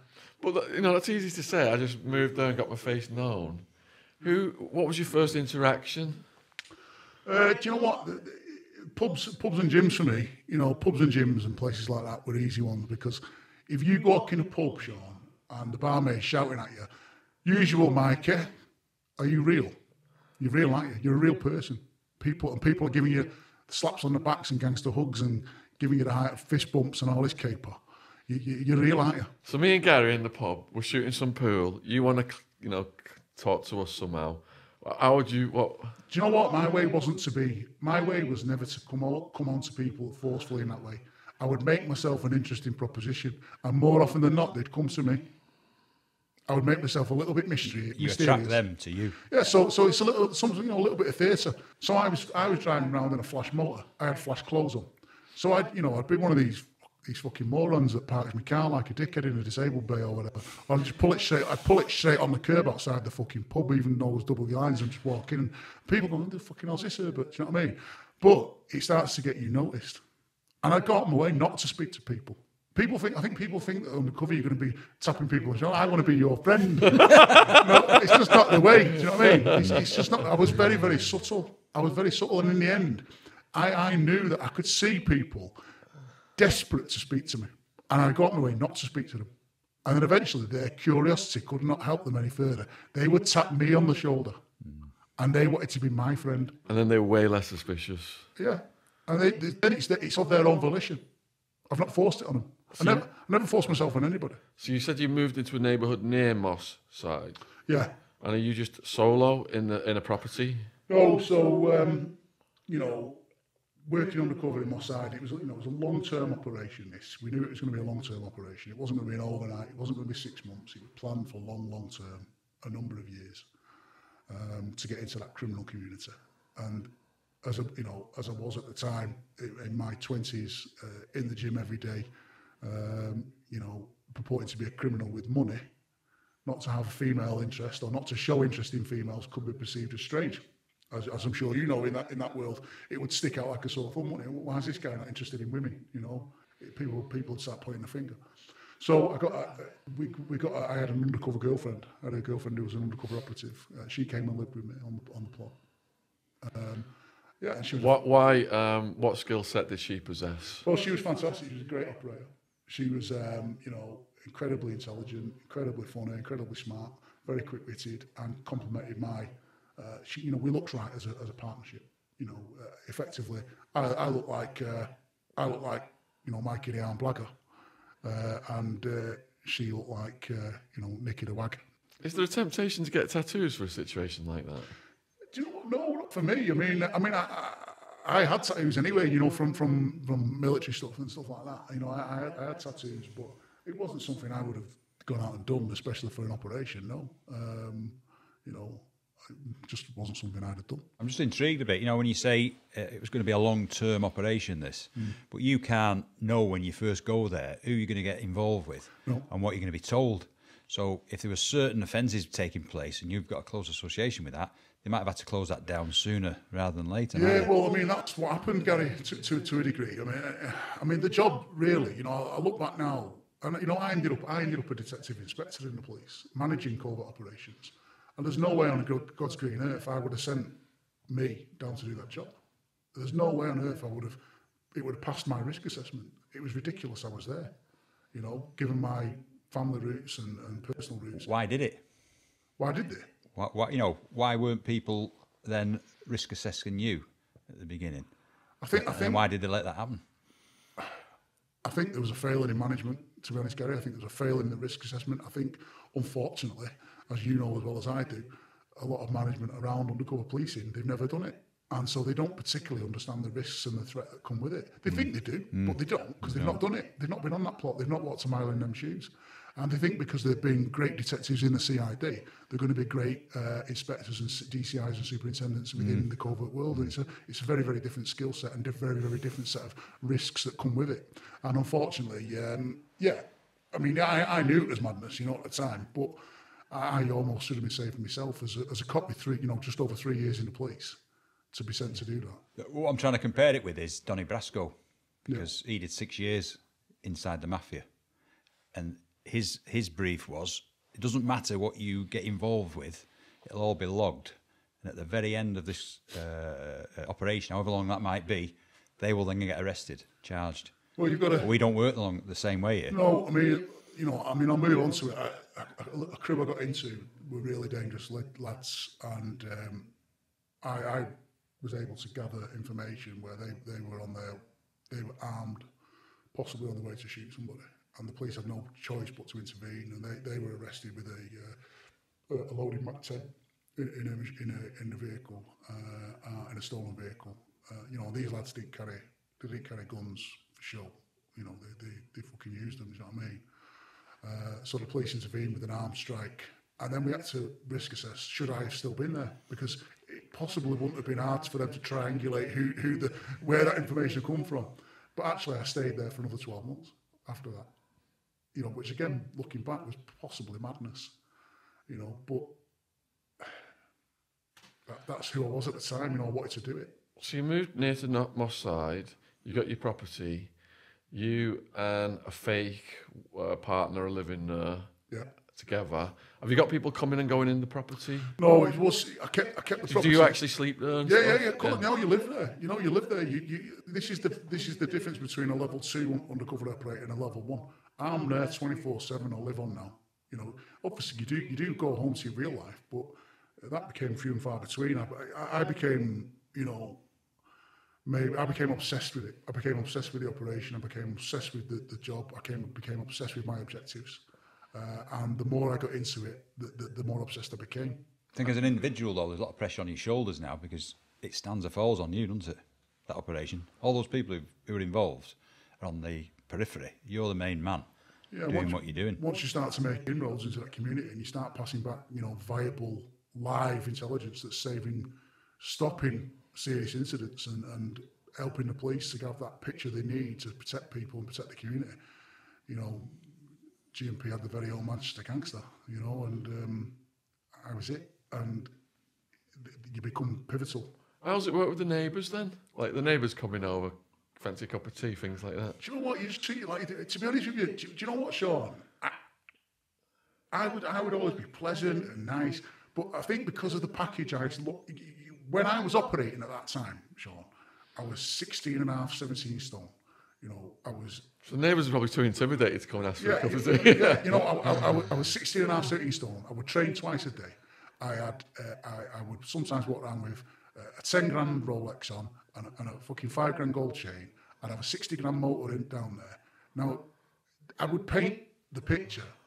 What picture have you got in your head when you think of that? What are you thinking about? What would you be thinking if I was your neighbour? Yeah, I think this guy's a dealer. He's balling.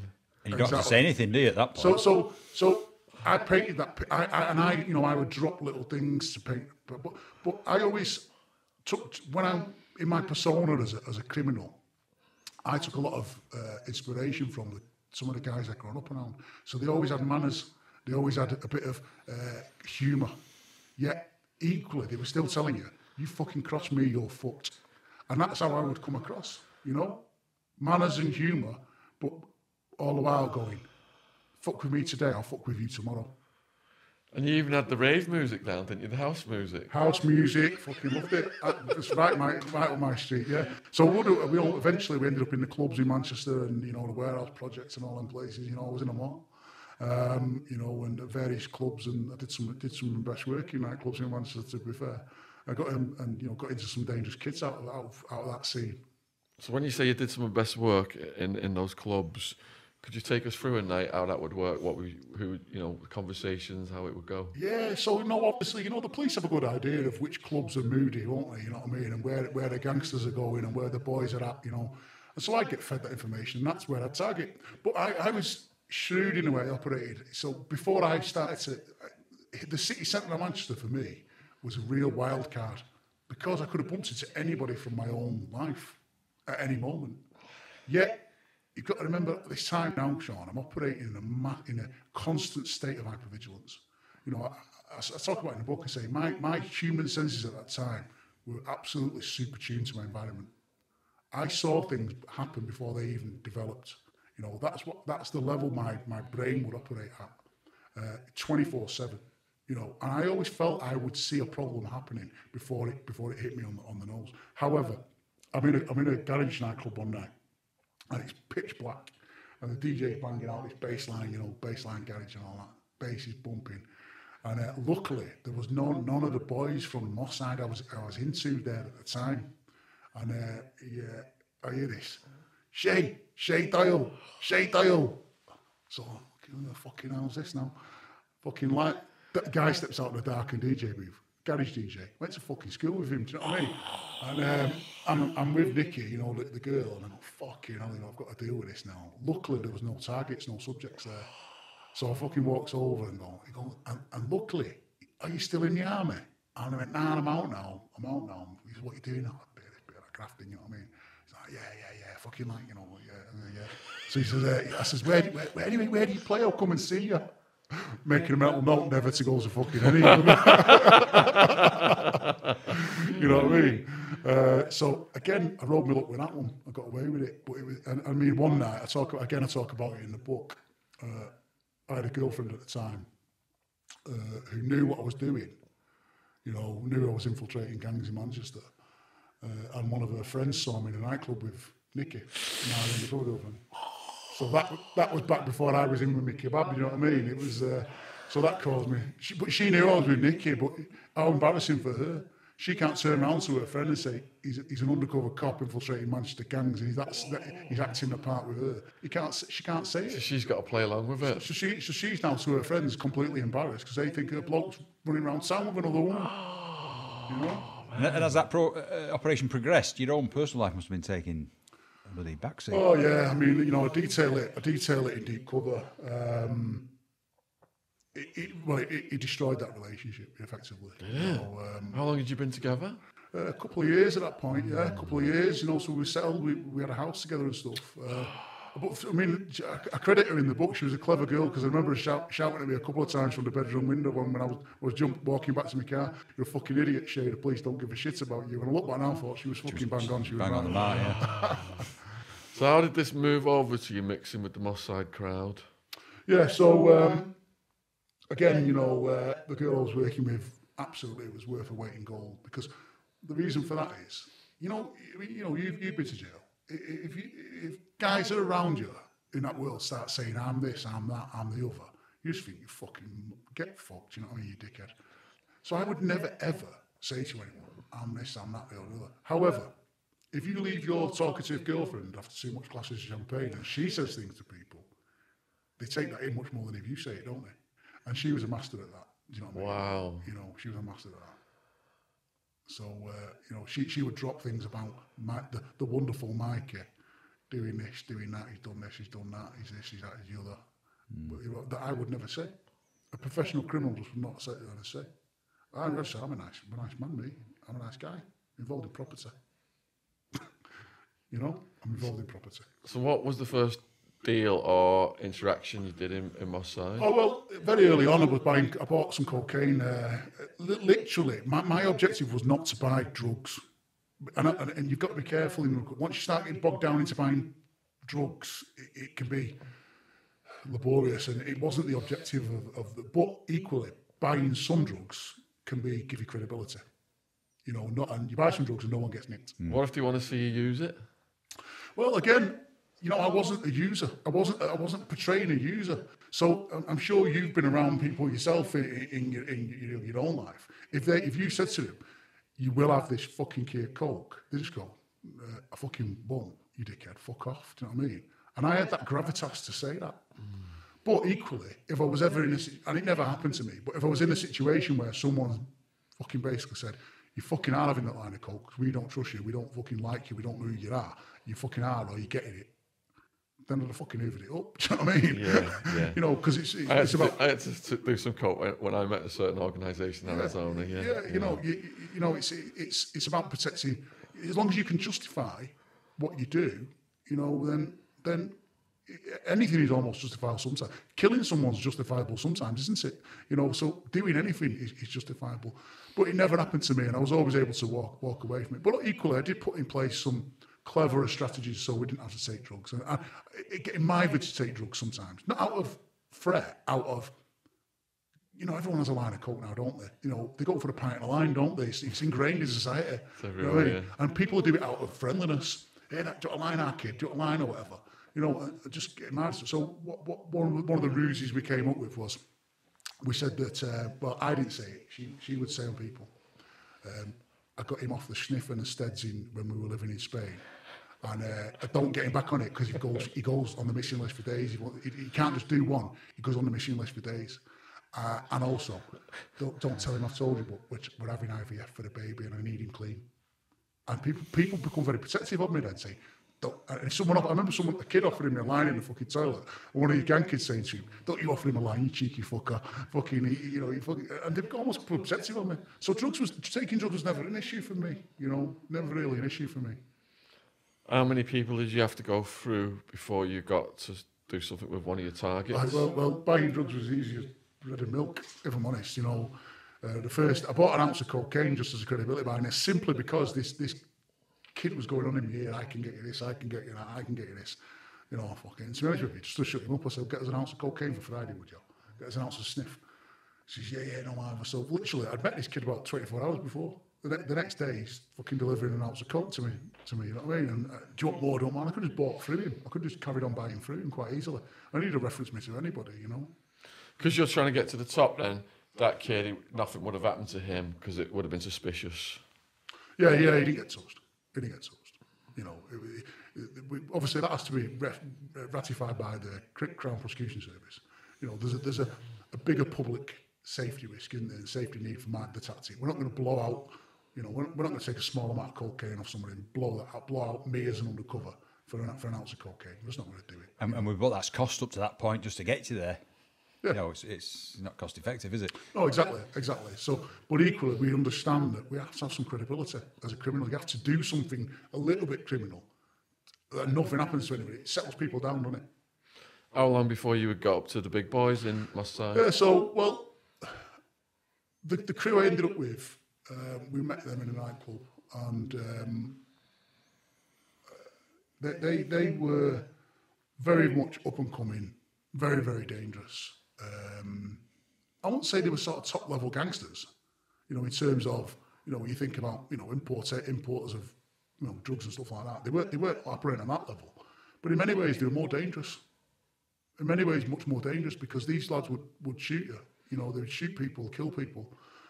They would protect their turf with absolute extreme violence if needed be. You know, and they were involved in disputes that involved the use of firearms, kidnapping people. You know, so in terms of being top of the tree gangsters, no, they weren't. But in terms of being dangerous, they were top level. You know, they were as dangerous as you get.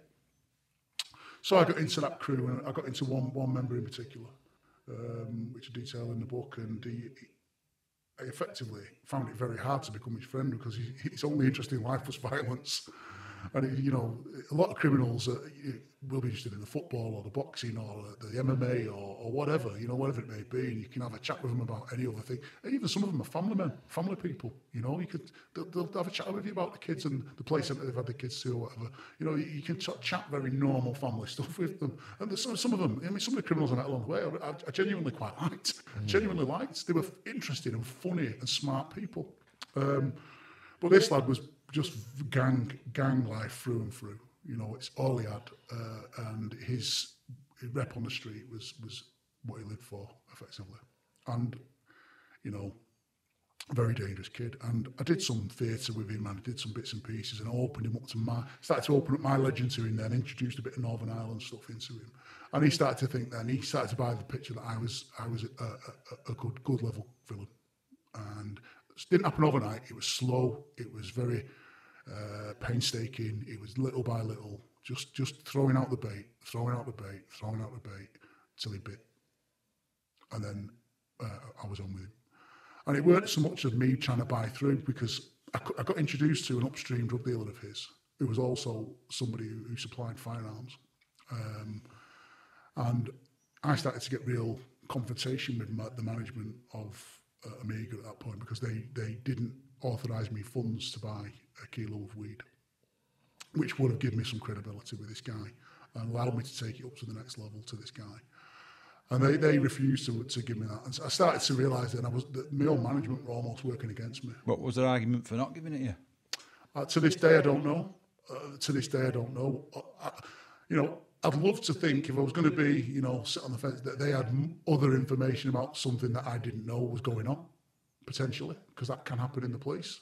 You know, we work in silos sometimes, don't we, where other units may be developing intelligence that I don't know and don't need to know about, and something could have been afoot that was happening with that crew, potentially, and that might have been the reason. It might have been useful to maybe just tell me that, not tell me the information. You know, that might have been the better way, more professional way of doing it.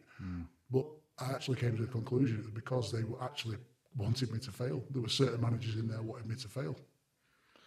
Is there a possibility that upstream person was a plant by certain authorities?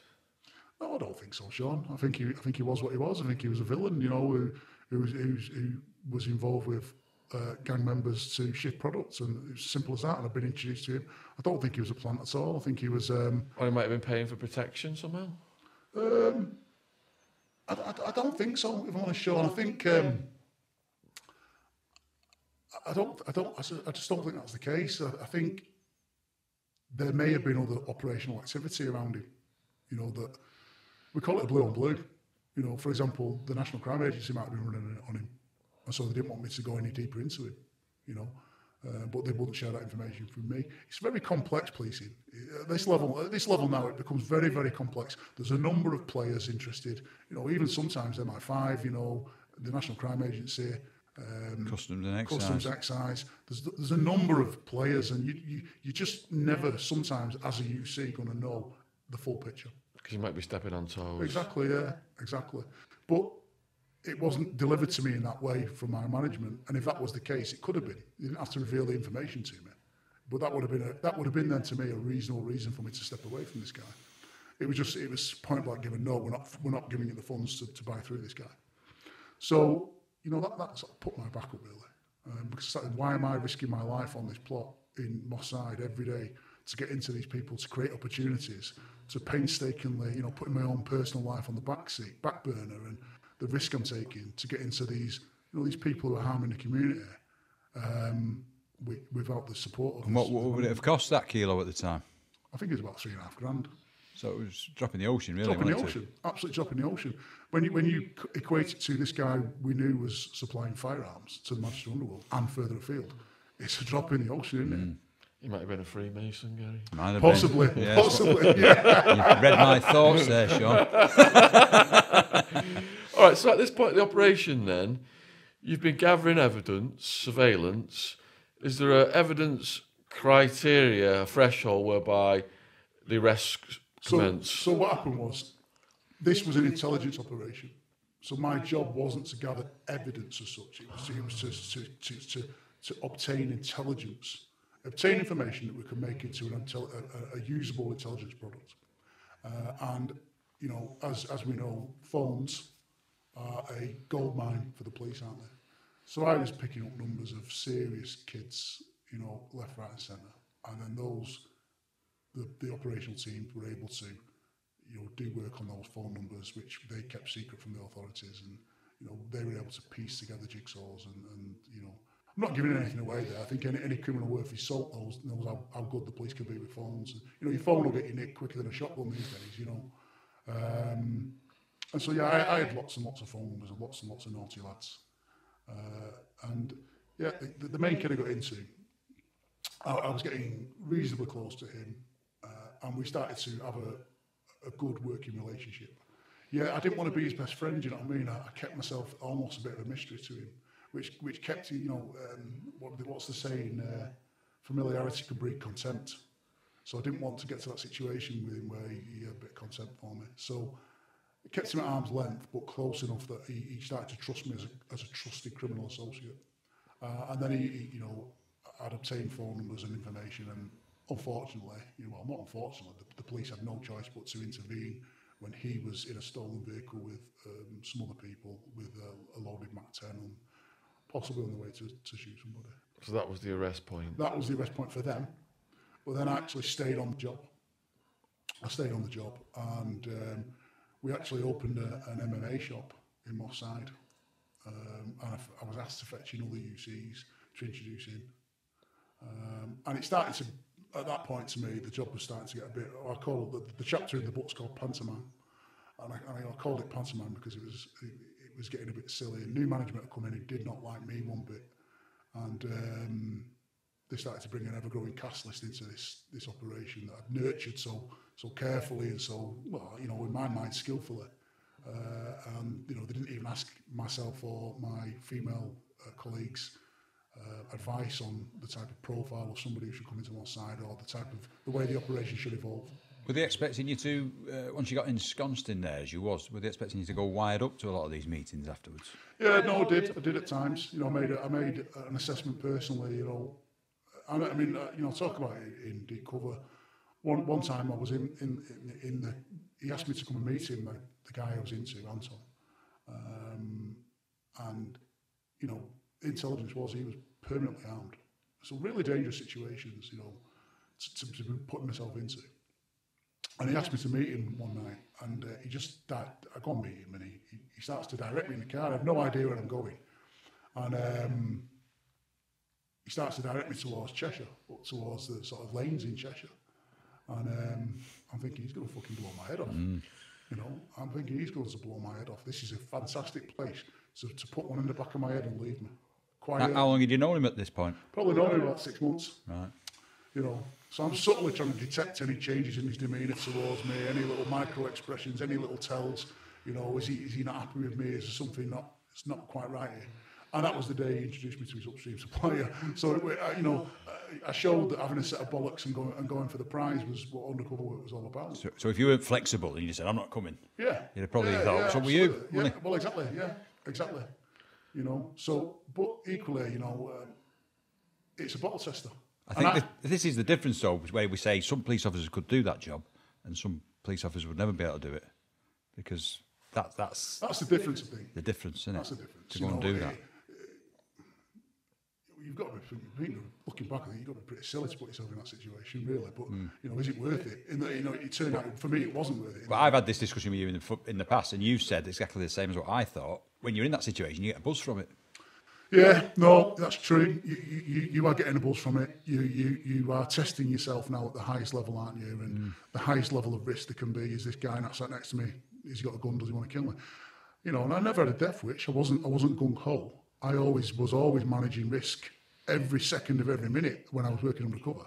I was always dynamically managing the risk. But you know, I did get a buzz from it. I can't lie. It is addictive. Undercover work is addictive.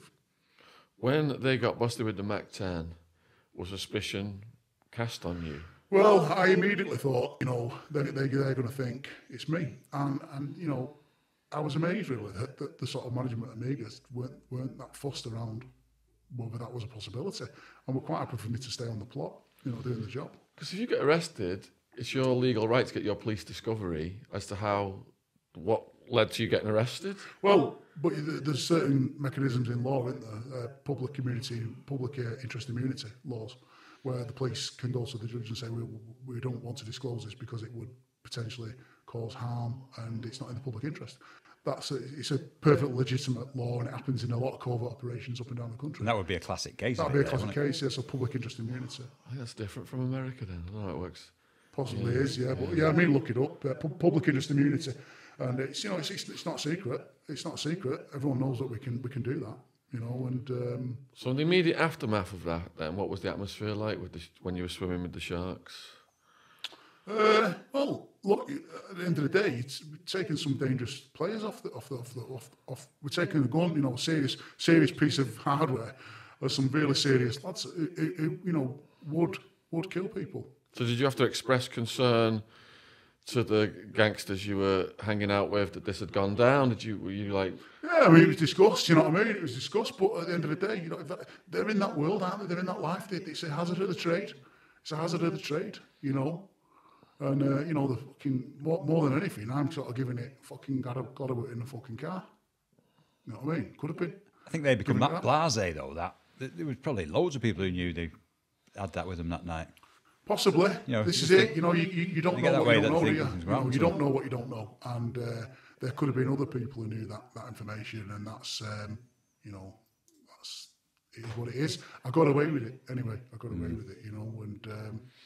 But for me, it was good. It was a job well done, Sean, because, you know, that's why this operation was set up, to take away dangerous people who will go out and kill people. And, you know, they'll do it indiscriminately, you know, sometimes. It had happened in my side. Young people have been killed, innocent teenage boys shot dead. So I had no qualms about it, Sean. So the next chapter after Pantomime then is Smack, Crack and 2 Stolen Tellies in Deep Cover. Yeah, so after my side, it sort of ends in, you know, not great with my relationship with the management, and I need to get out of Manchester. I feel like it's closing in on me a bit. So first of all, before I moved to the operation I talk about in that chapter, I did some work in Holland, working for the Dutch police undercover, and did some bits in Belgium as well. And also went working for the Metropolitan Police, where we set up an operation to buy some firearms down in London. So how does that work then? You just show up in Holland? No. So there was an undercover operation already in commencement, and I was just there supporting another undercover cop. You know, you know, a Dutch UC who wanted to have an English connection. So I was his English connection and just sort of went out there to make him look real, like he had some real English gangster pals. So because you're from England, then you don't have to have a local history. No, just visiting. You know, I'm visiting and whatnot, and I'm over from Manchester to visit my pal. You know, we had a little backstory of how we knew each other and whatnot, and it was just sort of pad him out on a few little things with a few of the kids he was around. Did you find that was easier going overseas and doing it, or it had other pluses and minuses? Well, anything was easier than working in Manchester for me because I was constantly, let alone trying to just get into the villains and the criminals community and dealing with all that, the risk and everything that comes with that. I was also trying to avoid family, friends, and you know, compromises we call them. You know, I was constantly my alert state was at 100 all the time. You know, and it happened. I did bump into people I knew. I detailed one in the book where, you know, it could have come very much on top of me. You know, I remember one day one of my pals' dads who I'd grown up with was I'm with two really naughty lads, and he's a scaffolder. And he's shouting at me a scaffolding by my real name, Shay. You know, so I was just riding my luck all the time. How did you get out of that? What did I say? I said, "Oh, it's my middle name." And funnily enough, I did have Shay as my middle name in my passport if I needed to check it. Bloody hell. So, you know, up there for thinking down there for dancing show. You know what I mean? On the spot. Yeah. So, I mean, I equate it in the book to undercover work for me is like being like Ronnie O'Sullivan. It's like, don't just deal with the shot you're dealing with there and then. You've got to think 3 shots ahead. And that's what I was always doing. Everything that could possibly happen. Yeah. But it sounds to me, though, after the Massey job, you become a bit disillusioned a bit. Oh, massively, because, you know, new management had come in and they couldn't stand me, to be truthful. I think they thought I was a bit of a loose cannon, you know, because I would do things that maybe other UCs wouldn't, you know. If they told me not to go in a certain pub because it was too dangerous, and I had form for just kicking the doors open and bouncing in, you know what I mean? It may look gung-ho, it may appear gung-ho, but I had people telling me not to do it who had never walked in my shoes, you know. They'd not done it. So I knew it wasn't actually that much of a problem for me to walk in any pub in the country. There's not a pub in this country I wouldn't walk in. There's not one in this country I would not walk in. You know, and I've done it. I've done it. And no one's ever put it on me in a pub, you know. It's not happened. If you go in there, respectful, polite and decent, most people just let you get on with your drink, you know. And so I had no fear of going in any pub. You know, it just didn't bother me. Whether that's gung-ho or not, I don't see it as being gung-ho. I saw it as undercover work is about accepting the risks and dealing with them. So after Massey, did you want to carry on, or did you feel like you were going to get out? No, I knew that normal policing would not cut it for me. You know, undercover work, as you know, Gary, it's dangerously addictive, isn't it? You know, it's you are challenging your mind, you're challenging your brain. You're never going to get that high again, are you? You're never going to get it, you know. And I knew that if I went back to conventional policing, it would not cut it for me. So I wanted to carry on working undercover. I just knew I needed to get away from Manchester. I knew I needed to get away from this management team who couldn't stand me. And I couldn't stand them, to be truthful. You know, I've not got a lot of time or anything nice to say about them. But so an operation, I you know, went off to Holland doing bits and pieces in London and whatnot. And then a long-term operation was offered to me in Cambridge, which, to be truthful, at the time I thought was underneath me, a bit beneath me, which sounds a bit disrespectful, I know, because it was living on a shithole estate down there, dealing with a burglary problem, a theft problem, large-scale theft problem.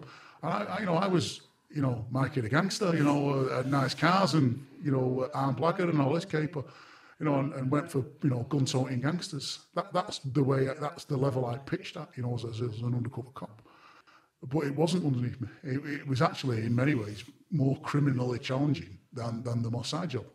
Yeah, the odds of being shot had dropped, but I was dealing with sometimes 10, 12, 15 criminal transactions a day, you know, buying, selling, dealing with risk, you know, dealing with all sorts of issues, not just even like kids who had access to guns, but, you know, there's one issue I dealt with where I go and buy some stolen property off a cracking heroin addict, and they basically lead me into an ambush from some London drug dealers, and their child is babies, 18-month-old toddlers crawling around amongst shit and crack pipes on the floor.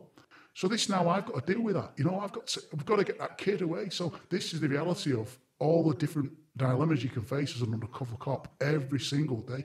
Not just a risk to you, but the risk to others that you've got to get that information back so the police can protect them. How did you get the kid away? So, I'll tell you a little story. So I was dealing with this guy who was a complete piece of shit, to be truthful, a house burglar. And he had a missus. They were both hopelessly addicted to crack and heroin. And he was a real horrible piece of work to her. He'd give her a slap, and he just permanently would abuse her in front of you. And I fucking hated him, to be honest, Sean. I genuinely, over the months I knew him, it was a hard struggle for me not to punch his fucking head in, to be truthful. And but I mean, I managed it. I stayed professional. But my gut was telling me to do that because he was a horrible man. And I would normally meet them out away from their home address, and he would sell me laptops and fucking all sorts of stolen goods and high value watches that he'd nicked in burglaries. They were prolific. Him and his thieving partner were prolific. I think they were the most prolific house burglars in Cambridgeshire, and constantly needed to feed their massive habits. They were real pieces of work, to be fair. And he asked me to come and meet him at his house one day, which was very unusual. So I tip up, I think, why not? And the house, I opened the door, it stinks, it smells, it's a mixture of skag and shit, dog shit, human shit, that skag smell and weed as well, and just all mixed into one. And I walk in and fucking, there's, the asthma inhalers have been turned into crack pipes, makeshift crack pipes, there's shit everywhere, fucking old Kentucky on the side, stinking, bin bags just piled up and empty fucking milk stinking, dog shit on the floor. And I looked down, there's a baby crawling amongst it. Needles, heroin injection needles, burnt spoons and all that. Yeah. So I see the baby there. Fuck's sake, you know what I mean? This is inhumane. And so I say to him, right, G, you've called. What you selling, G? Fucking hurry up, I haven't got all day. Because I just want to get back and get in. You've got to do something about this kid. So next thing I know, there's a black kid steps out of the dark with his hood up, and at the time a lot of black kids were coming up from London, setting up in like the users' houses, selling crack and heroin. They call it cuckooing now. I call it home invasion. People call it cuckooing. Sounds a bit cuckooing. They call it cuckooing, yeah. It's known as cuckooing, like the county lines drug gangs. They'll come up and dominate an area, give the local boys a slap, say yourself for us now, or you're not working. It's up to you. Then they'll typically get a local user, they'll install their drug dealer in there for the week or whatever, and they'll live there. And they'll get a bit of crack or a bit of heroin or whatever for their troubles, and they'll deal crack from there, and they'll move on to someone else. And they call it cuckooing, which sounds really, it sounds really nice actually, doesn't it? Oh, we'll be cuckooed. But it's actually a home invasion. It's a terrifying thing for a lot of these heroin and crack addicts have children there, And so he steps out of the darkness, this guy, and at the time, for some reason, they all called themselves Roy. I think it was just to confuse the police, and they never gave the real name to him, to the users, just Roy, or it'd be the Roy line or whatever. So this black kid steps out, and he looks at me, he says, he's staring at me and sucks his teeth at me. So I fucking knew straight away he was a crack dealer, that was doing this cuckooing in their house. And basically, they'd set me up because he'd heard there was this guy from Manchester down there doing a lot of criminal business. And a lot of the lads were coming to me saying, we don't like these guys from London, will you fuck them off and we'll sell for you? Because I would act like I was a pretty heavy kid, I would act like I was a pretty heavy villain. And the lads on the estate were buying it. And they thought I, as a Manchester kid, would have the clout to fuck these off. You know what I mean? So they were coming to me saying, Mikey, will you fuck these London kids? They're horrible to us. They're not nice to us. You know what I mean? You fuck them off and we'll sell for you. So this guy got the sort of lowdown. He says, I'm just here to check out the competition. Sucks his teeth at me. So I said, you fucking sucking your teeth at? You suck your fucking teeth at me, mate. So he said, you see fucking what? So I says, yeah. And I don't want to get anything to kick off in front of the baby. But I've now got to show some front now, some bottle. So I say to the girl, take the baby in the bedroom, would you? Put the baby in the bedroom. She takes the baby, and he goes, listen, mate, you're a fucking crack dealer. I says, I'm not in that game. I'm in the fucking goods game, not fucking crack. You get on with your fucking crack, mate. Leave me alone, and I'll fucking leave you alone. You know what I mean? You don't need to look at me. You don't need to take a look at me. I'm not in competition with you, our kid. You know what I mean? And so we have a bit of an exchange. And he fucking decides, you know, like I say, at the time I was a big old lump. And he decides, you know, discretion's the better part of valor, and sort of goes, yeah, no problem. Plus he's on his own, you know. Could have had anything, could have had a knife or gun or whatever. But listen, you know what? I operated on the front foot undercover. That's what I did. I was good at it. For others, it's not the way to go. But it worked for me, you know. I'm not trying to make out I was the big R man or anything like that. You know, there's many a kid who give me a silver medal for sure. You know, but in that world, if you don't show some bottle, you're fucking done. You're done, Sean. In the criminal world, if you don't show, jail world, if you don't show some fucking bottle, win, lose or draw, you are done. And it was no different for me being an undercover cop purporting to be a criminal. I had to show some bottle. And that's what I did. And it worked for me, luckily. So I fucking went, you can shove your fucking, whatever you're buying, whatever you're selling me up your ass. You fucking, don't you ever fucking set me up like that again. And I walked out and I rang my cover officer. We have a cover officer, they're called. And they're like, you're linked to the police. And I rang him and I was fucking heartbroken, Sean. And I said, I don't care if it compromises the operation. I don't care if it compromises me tonight on this plot. Get that fucking child away from that house now. Fucking get it done. And, you know, the powers that be kicked into Drive and, you know, social services and police protection, safeguarding units were able to protect where the information come from, but go and deal with the child, you know. But situations like that could happen frequently. You know, so it's not just about buying guns, buying drugs. It's not just about trying to get into gangsters. Sometimes you're protecting children. I just wondered how it's got that far. You know, how the kids in the first place, how it's not been spotted.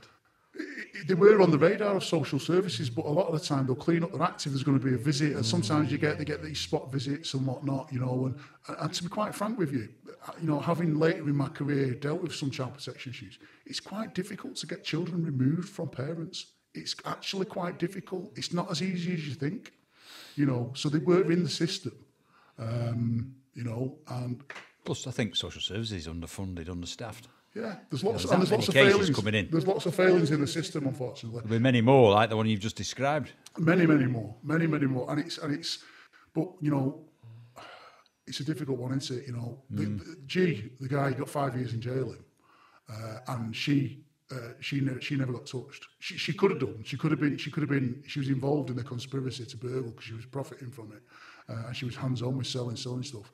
But the police took the decision with the CPS not to check the charge. Let's not imprison her. Let's get her help.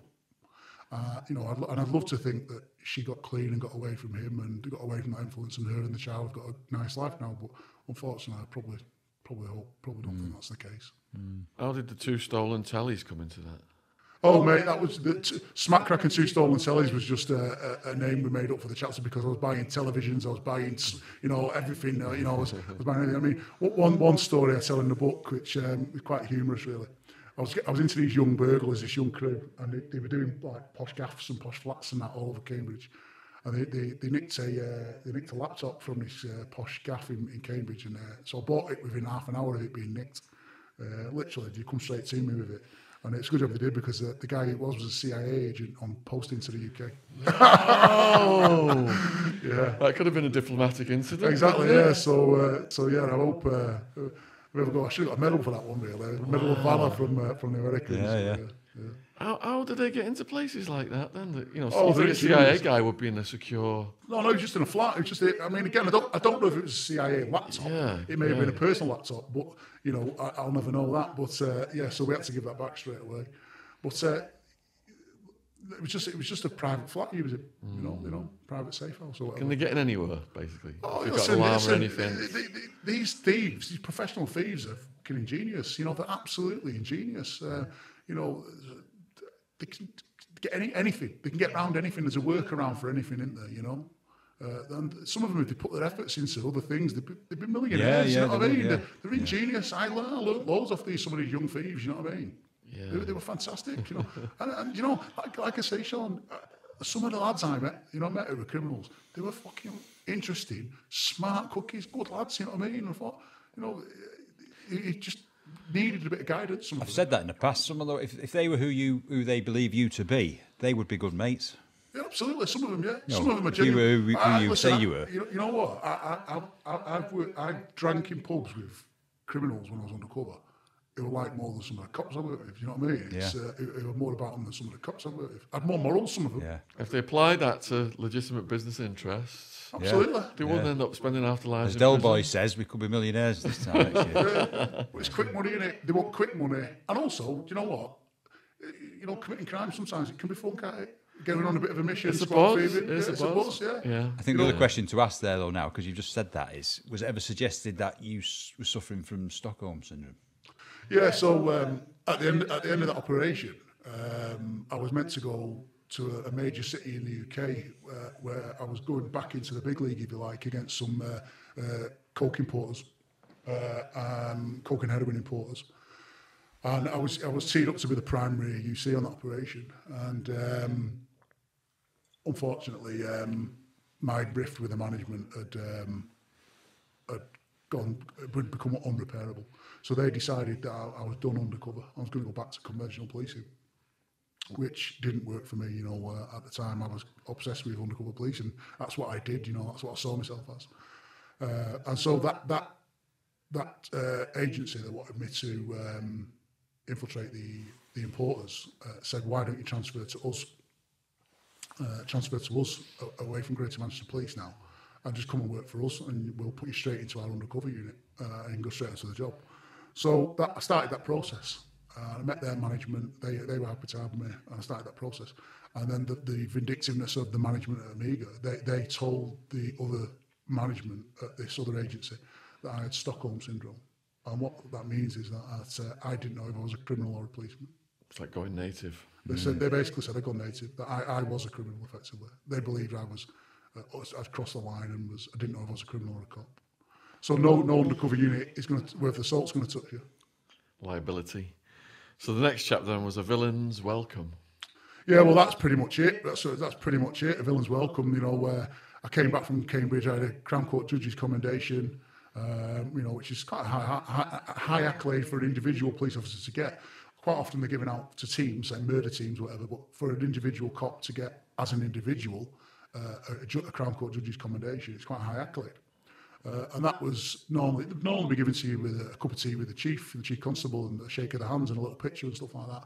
Mine was placed in a bin bag and by my manager at Amiga, and was given to a security guard for me to collect. That is fine. Yeah. So that's the level of vindictiveness that my relationship with them had gone to. So what happened in, I don't know if I pronounced it right, Wythenshawe? Yeah, Wythenshawe.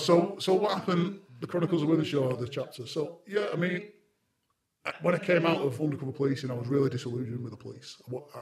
I had real distrust for senior management. I literally did not see my future in the police anymore, because for me it was undercover or nothing. And they initially put me in a broom cupboard copying discs, which is just, you know, if you're going to ever damage someone's mental health, who's spent the best part of their career running around playing the professional criminal, it's just not the way to go. And I'm just laughing at this because this is what happened to me all those years before. Yeah. You end up in Wythenshawe. Not in Wythenshawe, but I ended up in a room with no windows, copying videotapes. That's where they stuck me. And they did the same to him years after. And they said to me, I was a guinea pig, it won't happen to anybody else. Yeah. And it was designed to mess with my mental health. It was designed to mess with mine, you know, to put a cop who's done what I've done into a broom cupboard copying discs, you know, in a 4x4 room. It's cruel. It's actually quite cruel. I thought it was just a cliche from the movies, you know, when they say, we're going to put you back on that desk job. Yeah, well, absolutely, it's not, unfortunately. You know, it's subversive punishment. So because you know, I wasn't one for, you know, I wasn't one for taking shit off management. You know, because you've had the audacity to stand up for yourself. Yeah, they think they try and knock you down. Yeah, well, I mean, you know, my very last day at Amiga, I had to go see the psychiatrist, and because you will regularly see the psychiatrist as a level 1 UC, just to make sure that you're what's the plot? And the psychiatrist said to me, you do know you'll never work undercover again? And I said, oh yeah, why is that? And he said, because what it is, Shay, he says, they kick you and you kick them back. And police management don't like that. But listen, who do you send to infiltrate criminal gangs? Some woke career yes people. They won't last 2 minutes. You've got to send people who've got a bit of that about them. You've got to. Although they won't last 5 minutes. You'd be scraping them up off the floor. Be a bit of a car, petrol on them. It's just... Have you ever seen the film A Few Good Men? Jack Nicholson. He's a general. Good men. Yes. And they get him in the box. And eventually breaks down and says, you need people like me. And that's what they need. Is that the one where he's People like screaming, him. you can't handle the truth? That's right, as you well? can't handle the truth. Yeah, yeah. You need people like me. Yeah.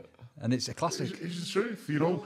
To do undercover work at level 1, you have to have a certain temperament and a certain capability to do that work. And it's akin to some of the more dangerous criminals you'll meet. There's the skill set and the personality traits they have are very, very closely aligned. Very closely aligned, you know. There's been psychiatrists and work done on it, and top level UCs and top level, dangerous criminals. Quite often, their personality traits ain't too far apart. The DNA is not that far separated. There's a lot of thrill seeking going on. Yeah, exactly. You know, and just having that capability to be on your own and do things that are dangerous with dangerous people. You know, the skill sets, the personality traits, ain't a million miles apart.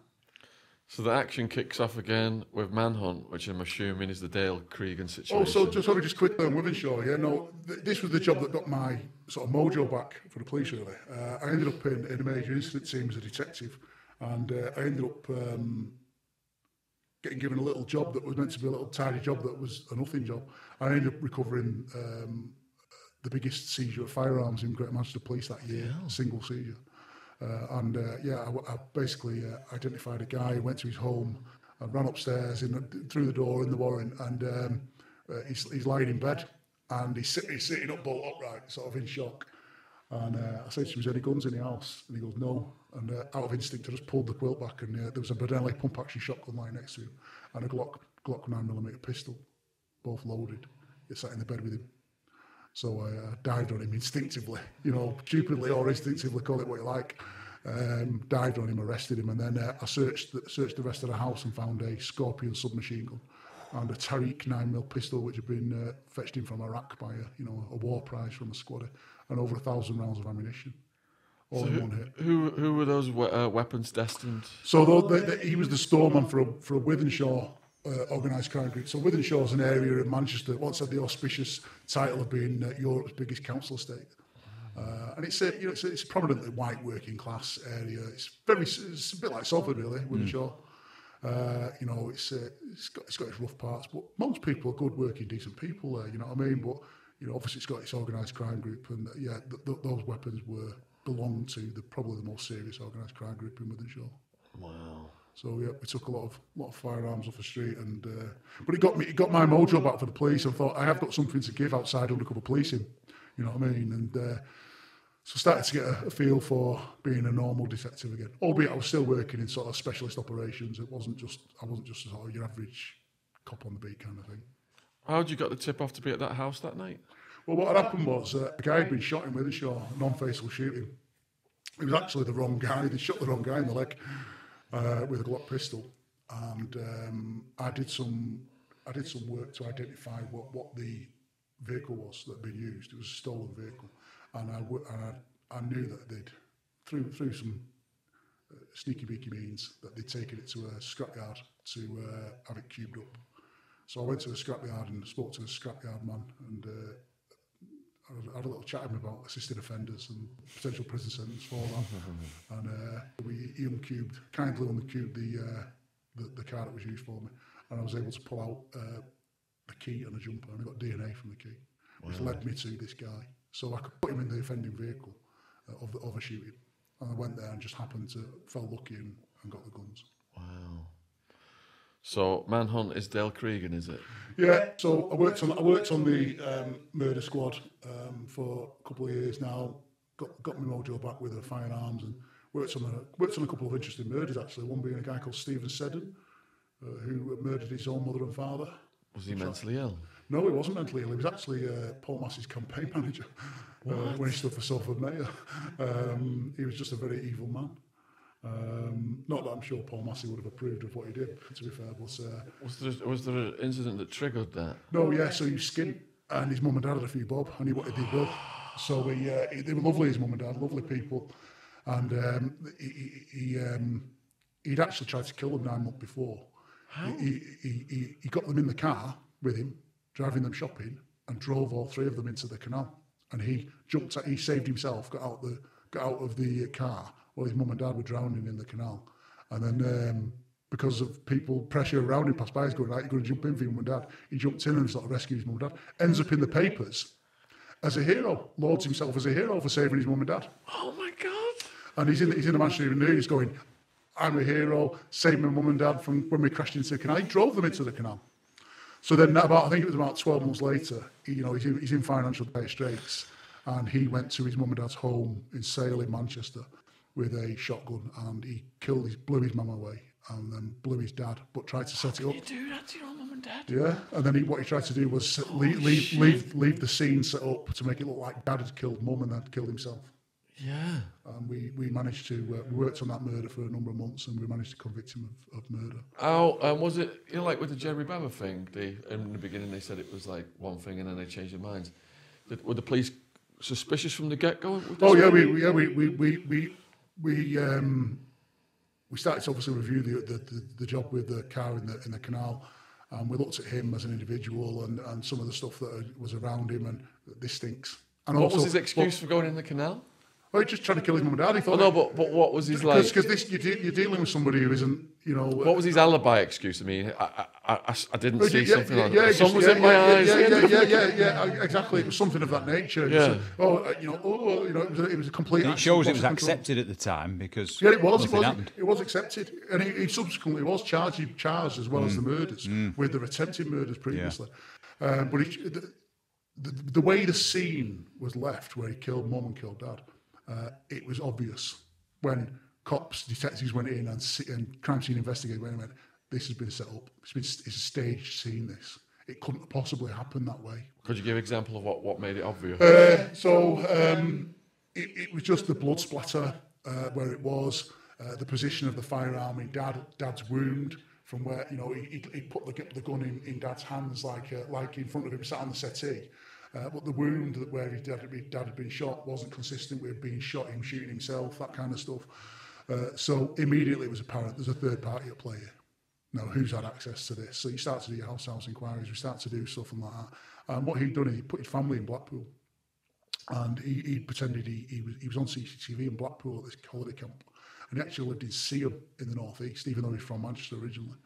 And he'd used a vehicle, and we painstakingly managed to get do the run between Seaham and Blackpool to see how many was it possible in the time frame he's on CCTV for him to do this run, and it was.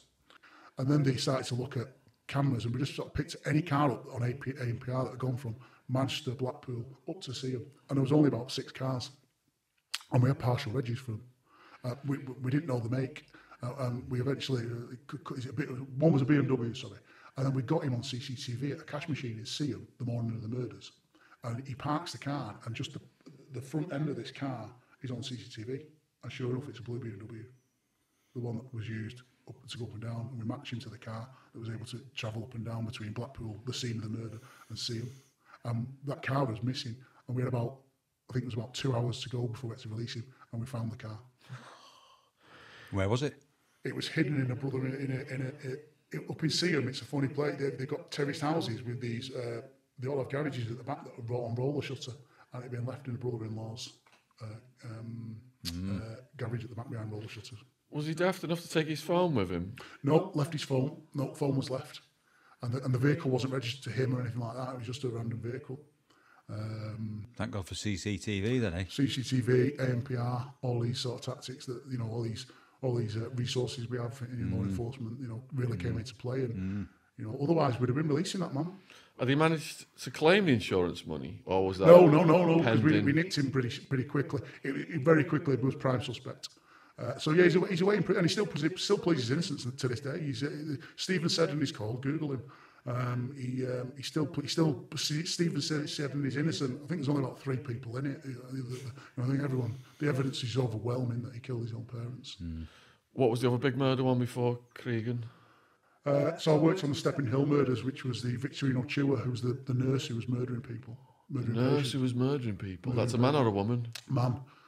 He was a Filipino guy, and he was. He was convicted of the murders. There is a school of thought he's innocent of him. Just like a Harold Shipman. Yeah, very much so. Yeah. So what he was doing was, what the offender, what he was doing, subsequently he was convicted of it, was putting insulin in saline drips, injecting insulin into saline drips, and basically killing old people. Because if you introduce insulin into certain people, it puts them into hypoglycemic attack. What was his motive? Basically, he had the motive given in court was that he had a grievance against the NHS and management and stuff. So thought killing patient and was, quite mentally unwell. Bloody hell! Well, yeah, he got life sentences as well. Did he? Mm-hmm. How long did the other guy get who killed his parents? Life. Life. 30 years minimum. I think 30 or 40 years minimum. I think. So that means they get parole board at 30. Does it? The possibility. Possibly. Of Yeah. I think Seddon must be in his 50s now, so God knows if he'll see any life again. So, we've got a big American audience. They're probably not familiar with the Dale Cregan situation. Could you describe what happened, what the crimes escalated to? Yeah, so Dale Cregan, he'd escalated from days when I sort of first met him as a young criminal and his crew into a sort of a reasonable level supplier of drugs. And aligned himself with criminal family locally in Manchester, and was quite feared as an enforcer and known as a violent individual. And he was involved in a dispute between 2 crime families in Manchester, and it what was started over a pretty petty dispute in a pub, really. And he subsequently went on to shoot the father and son, who were the sort of heads of this family organised crime group, which they were called the Short family, Mark and David Short.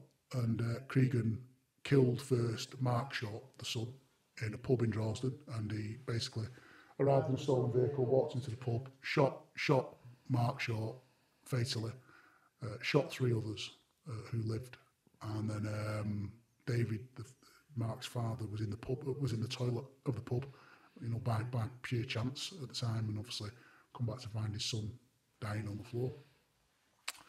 David himself had a reputation as a seriously violent individual and a gangster, if you like, a criminal, and so clearly the police are in a very dangerous situation now, where you've got 2 sets of violent criminals with access to firearms, potentially now at war. So it's a really difficult situation for the police to manage. There's a real risk to public safety. When people are indiscriminately shooting 4 people in pubs, it's, one's murdered now. Really, really difficult situation. And Cregan then went to Thailand with some of his associates who'd been involved in that shooting with him, and got out of the country and went to Thailand, but come back, was arrested, along with a couple of his associates. Now, 2 of his associates, who were in the vehicle but not the trigger pullers, were charged with murder and remanded. Cregan was fatally let go, released under investigation, because it was deemed there wasn't enough evidence against him. No, that's open to debate. The Chief Constable of Greater Manchester at the time, Peter Fye, came out and said we had no choice but to release him. You could ask lots and lots of questions about that. Were we robust enough as the police? Was the evidence there? Was it not? Should the CPS have been pushed to charge or what? I don't know. I can't answer those questions because I didn't have sight of the evidence at that point. So then he goes on to, obviously Cregan feels there's a threat to him from David Short, the father of Mark, who he's killed, which, looking at it dispassionately, David was known as a violent man. So Cregan decides to be proactive and attends at David's house with another guy called Anthony Wilkinson, and they kill David in his house, follow him into the back garden, pump him full of bullets and throw a grenade at him, just to finish the job. They then drive to another house, which is someone linked to Shorts, and throw a grenade at that house. So now you've got a situation where we've got multiple people shot, 2 murders, 2 grenades thrown. First time on British mainland outside Northern Ireland that grenades have been used in anger. You've got somebody there now who's got access to money, resources, nothing left to lose really. He's got access to firearms and he's got access to grenades. And how would you source grenades? Well, you know, it's like anything in the criminal world, isn't it, Sean? You know, if you make the contacts, you can get anything, pretty much anything. There was CCTV of him throwing the grenade, wasn't there? Yeah, there was CCTV of him throwing the grenade at the house. Yeah. Just nonchalantly comes along in his shorts and t-shirt and just, when he's laughing, poof, and just struck it and you just hear the... And waltzes off. Yeah, and they waltz off, get in the van and waltz off, you know. So they then go and lay low. We think at that time they went over to Yorkshire. They were assisted by a criminal from Yorkshire to hide over there. And they're on the run. But clearly we have to find this man. You know, it's an unfortunate, you know, for anyone out there, it's an unfortunate byproduct. If you go out and shoot people and kill them and throw grenades, the police are going to look for you. You know, there's nothing more certain in life. And they have to do. They have to look for you. You know, anyone who thinks that isn't right and proper, needs to get a psychiatric assessment. You know, the police have to come and look for you. So that's what we did. But you know, lots and lots has been written about it anyway. So I'm not giving anything away. You know, covert tactics were pretty much coming to nothing. He was disciplined. He was very disciplined on his phone. He had money and resources, so he wasn't somebody that was just living in the loft of the neighbour down the road. You know, he had criminal associates and resources to move. And he did quite well at it. And so I get dragged in, you know, cops were going out onto the street speaking to his criminal associates from both sides of the criminal divide. And we're coming back with the tails between the legs, you know, and just get told to fuck off, basically. We won't tell you, we're not interested in telling you, we won't tell you even if we knew. And it takes a certain kind of, you know, forget the TV shows, it takes a certain kind of cop to go and communicate with these type of criminals, you know, to build relationships with them. And, you know, I had a reputation as being one that could, along with some others. And so they pulled us in and, you know, the 3 of us were ex-military lads. And they said, look, the covert tactics are not really going anywhere. We can't get near him. It's going to take some old-fashioned police work. You know, we're going to have to do this the old-fashioned way, I think. At this time, Greater Manchester Police are ramping up his profile. You know, they were putting out posters, there were billboards, it was being announced at football matches. There was a rewards of 25, then 50 grand, which was never enough, you know, in a million years. So they're raising the profile, which for me at the time, I remember having an uneasy feeling about it. I thought, this is not the way to be going at this point. It really isn't the way to be going. I felt uneasy about the strategy. But I agreed to do the job. So 3 of us got together, got the kit we needed, got a vehicle, and we set about his gangster pals. And some of them we would kick the doors in with warrants and lock them up for whatever. Some of them we'd speak to. Some of them we even, you know, offered to recruit and pay. You know, it was about just trying to get as much information as we can to find the guy and get him into custody to protect people. Because you've now got somebody who's got nothing left to lose. He's going away forever. So, you know, it's a really, really difficult, dangerous, sensitive situation. You know, the police were dealing with the family and trying to manage the risk to the public. I think at the time there was we call it a threats to life matrix, and there was over 100 people on it about who could be harmed on both sides, this gang war. And I think it's the biggest ever gang threat to life matrix that's ever been run in the UK. So that gives you some idea of the complexity of the risk of what the Greater Manchester Police were now carrying. So, you know, I'm critical in my book about certain things that were done within the manhunt for Dale Cregan. But equally, I do recognise that it's a really difficult, complex situation, fast-moving, and some difficult decisions had to be made. Very, very difficult decisions. Damned if you do and damned if you don't. Damned if you do, damned if you don't. So I was one of the few people that managed to make some relationships with key people and key associates and people that knew him. Who may have information. So I'd been on all day. The night before the 2 young cops were killed, I'd been on all day, and I was at home at night, and I got a phone call from somebody who wanted to give me some information, and they told me that he was back in the area. So I came back into work that night and tried to keep a line of communication over just to see if I could get any more information on his location, so we could get a firehouse team down there to arrest him. No more information came. So that morning I went up to a very, very close associate of his and put his door in on with a drug warrant and asked him to tell me where he was. And he went, look, even if I knew, I wouldn't tell you because I'm more scared of him than I am of you, which was fair comment, fair comment. And it turned out, unfortunately, that house was 300 metres away from where he was. So, which you call it lucky, call it unlucky, because to be quite frank, if we'd have gone through that door, it'd probably been me dead, Unfortunately, what happened next, he rang a job to the police in where he said the back window's just been put in by a burglar up at this address, and the two female cops, Nicola and Fiona, were dispatched to that address thinking they're going to a routine burglary job. And unfortunately, he killed them both in cold blood, brutally murdered them both, again utilising the firearm and grenades. He then, I was informed by a boss that, look, two cops had been shot, don't know the situation. There was absolute chaos and carnage, as you can imagine. The radio was going crazy and stuff. So we initially headed for places we thought he might head to see if we could cut him off at the pass. And then my boss rings me and says, he's handed himself in at Hyde Police Station. Get there and deal with him forensically. We've got to get this home. Keep your head.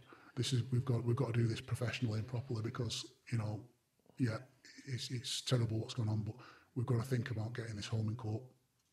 So a really brave uniformed lad jumped over the counter and arrested him. And he basically walks into the nick and says, he drops his gun at the scene and he obviously run out of ammunition.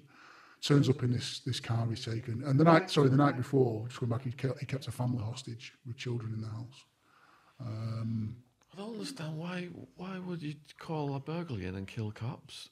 Why wouldn't he just try and lay low? Well, his rationale was this: you fucked with my family, so I fucked with yours. He wasn't happy about some of the tactics of his family, and that was his rationale. You fuck with my family, I fuck with yours. So, I was then with a couple of colleagues, the first detectives at the scene of Hyde Police Station, and we bagged his hands, carried out an emergency interview in the immediate aftermath of him killing the two cops. And then, he was carted away to the police station and subsequently charged with all those murders. And we'll never get out. We'll never get out of prison. It's a whole life sentence. Bloody hell. Yeah. I mean, some might say, he knew he was going down for the other murders, the initial ones.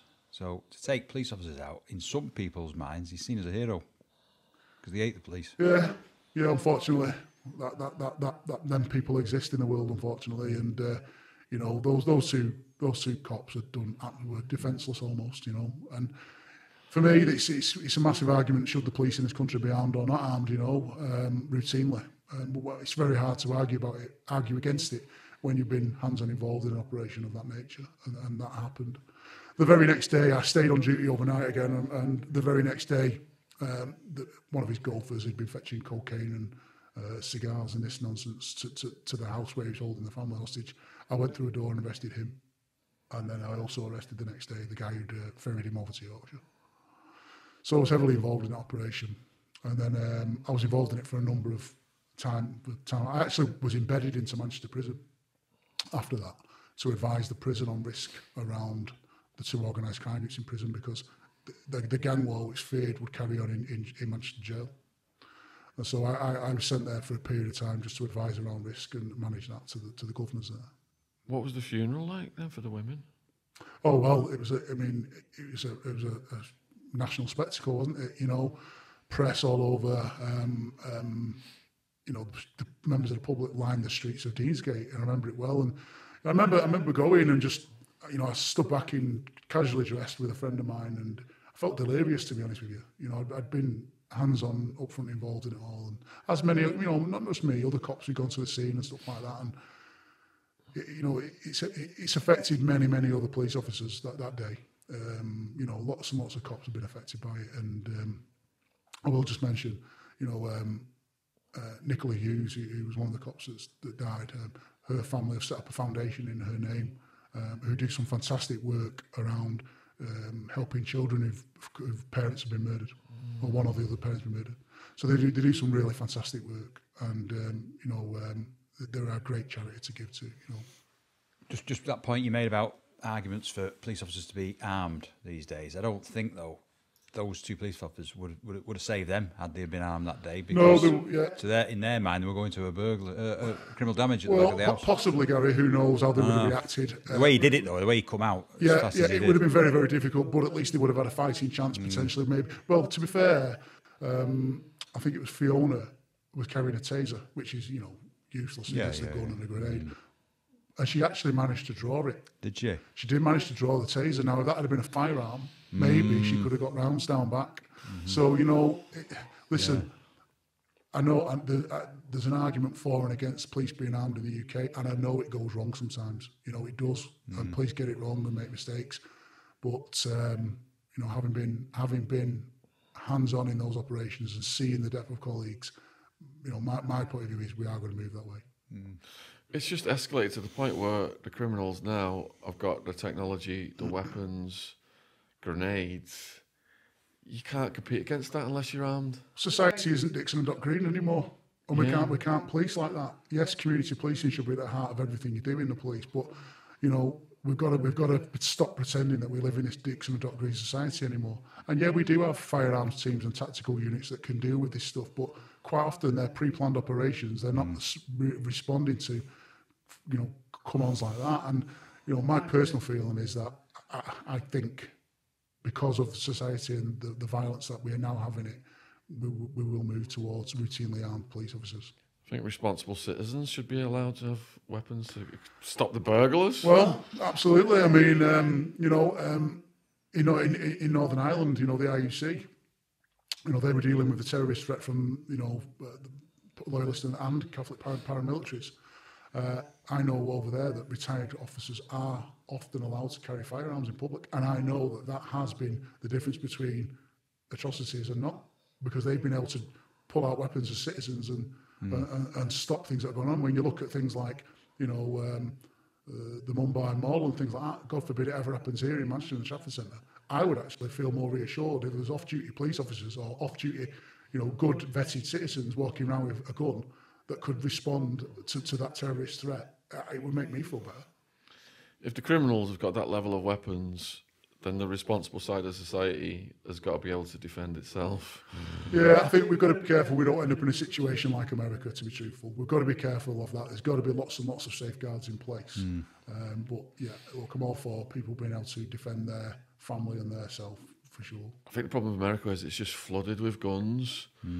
So you can get like Saturday night throwaway for like $100, something like that. Yeah. I was speaking to someone the other day about the prices of guns. Like, we could get a Glock legally, buy a Glock for like $500, something like that. Yep. But in this country, on the black market, what would a Glock cost? Well, I mean, it fluctuates. I actually worked on an operation where, I worked I recovered a Glock pistol from a place in Manchester that was part of an importation. It was a crime group from Yorkshire importing Glocks from America. And they were breaking them down into grandfather clocks, and we call it the Glocks in the clocks. They were importing them, and also one of the other importations was Madonna's bodyguard, a guy called Stephen Greeno, who was an ex-Marine, and he'd been Madonna's, but he was importing Glocks from America into the UK as well. So I think it depends. Obviously, if it's clean, maybe up to $5,000. Oh, $5,000 for maybe. a Glock? Yep. So what was something like an Uzi then? Go for an MP? It depends on its history. If it's clean, if it's been used, then their price deteriorates, and it depends on the state of the weapon. But if you're talking a brand new Glock, maybe $3,000 to $5,000. It would depend on the area of the country. It would also depend on your relationship with the seller and the buyer. There's lots of things that can fluctuate in terms of firearm prices. Sounds like you're interested in getting one. with all these podcast wars and people threatening to show up at my house, I feel a lot safer if I had a bloody Glock under my pillow. Yeah. Well, yeah. I mean, I would at times. You know. I think I can understand why people want to protect the home. Yeah, totally. Because you can't even have a taser or mace in this country, can you? Can't have taser, can't have CS gas. No. Get some good doors and baseball bats, Sean. What about a samurai knife or a sword? Well, don't take it outside the house. It's out on the wall. All right, so the next chapter then was war, but is that part of the Cregan story? No, that's. I was drafted into the Paul Massey murder. Oh my The murder of goodness! Paul Massey. Because I've published one of the Massey audio books. Yeah. And we might be getting a Massey family member coming on the podcast. Okay, great. Yeah. No, look, I mean, it was a shock to me when Paul Massey was murdered. Could you tell the viewers who Paul Massey was? Yeah, no. Well, Paul Massey was, a long time established, almost iconic figure in Manchester and Salford, really. He had been a gangster. He had been a criminal and a gangster, an active criminal and a gangster, and had a good reputation in the criminal world. He was very highly respected in the UK criminal fraternity. And his name was a big name. Definitely. Wasn't he running for mayor at one point or something? He did later in life run for mayor of Salford, yeah. And look, I mean, Paul Massey was older than me, but I'd grown up hearing his name with all this mythical reputation he had, Paul Massey, and yeah, he had been a violent criminal in his time, without doubt. But equally, he was somebody with some intelligence and a brain on him as well, And I know a lot of people in Salford speak highly of him. Others may not. Maybe a divisive character. He certainly wasn't a fan of the police or anything like that. But I have to sort of say, give me 100 Paul Masseys over some of the kids that are running about today. You know what I mean? Looking at it objectively. So yeah, I mean, he was a very influential figure in sort of gangland England, gangland UK, even known all over from Glasgow to London. Yeah, he reached an age where he would have, even the police believed he'd sort of stepped away from frontline hands-on criminality. He'd been there, done that, got the T-shirt, done a lot of time in prison, and he was shot dead on his doorstep at the age, I think he's 55. Do you know the circumstances of what led to that? Well, there'd been a gang war in Salford, and I don't know if your viewers are aware of Salford, but it's a white working class area of Greater Manchester. It's its own city, and it's some real tough areas, some real tough people from there. Used to be the docks back in the day. Some real hard bastards come from Salford. I had a girlfriend out of there back when I was a raver, and I remember the Salford skinheads chasing me. She lived in the flats. Yeah. Salford skinheads chasing me back to my car. Yeah, and the really tight-knit family groups, family criminal groups, and they became almost they once described as the armed robbers par excellence of the UK, and they would take on massive armed robberies like cash in transit robberies, banks, cash depots, and they were fucking good at it. Do you know what I mean? They were fucking good at it. Some of the best armed robbers in the UK. And then obviously that would plough into drugs and more organised criminality and protection rackets. And, the difference between them and Moss Salford and Moss Side is they're almost the epitome of the organised criminal. They're almost like, you could almost equate them to a bit like the families in New York.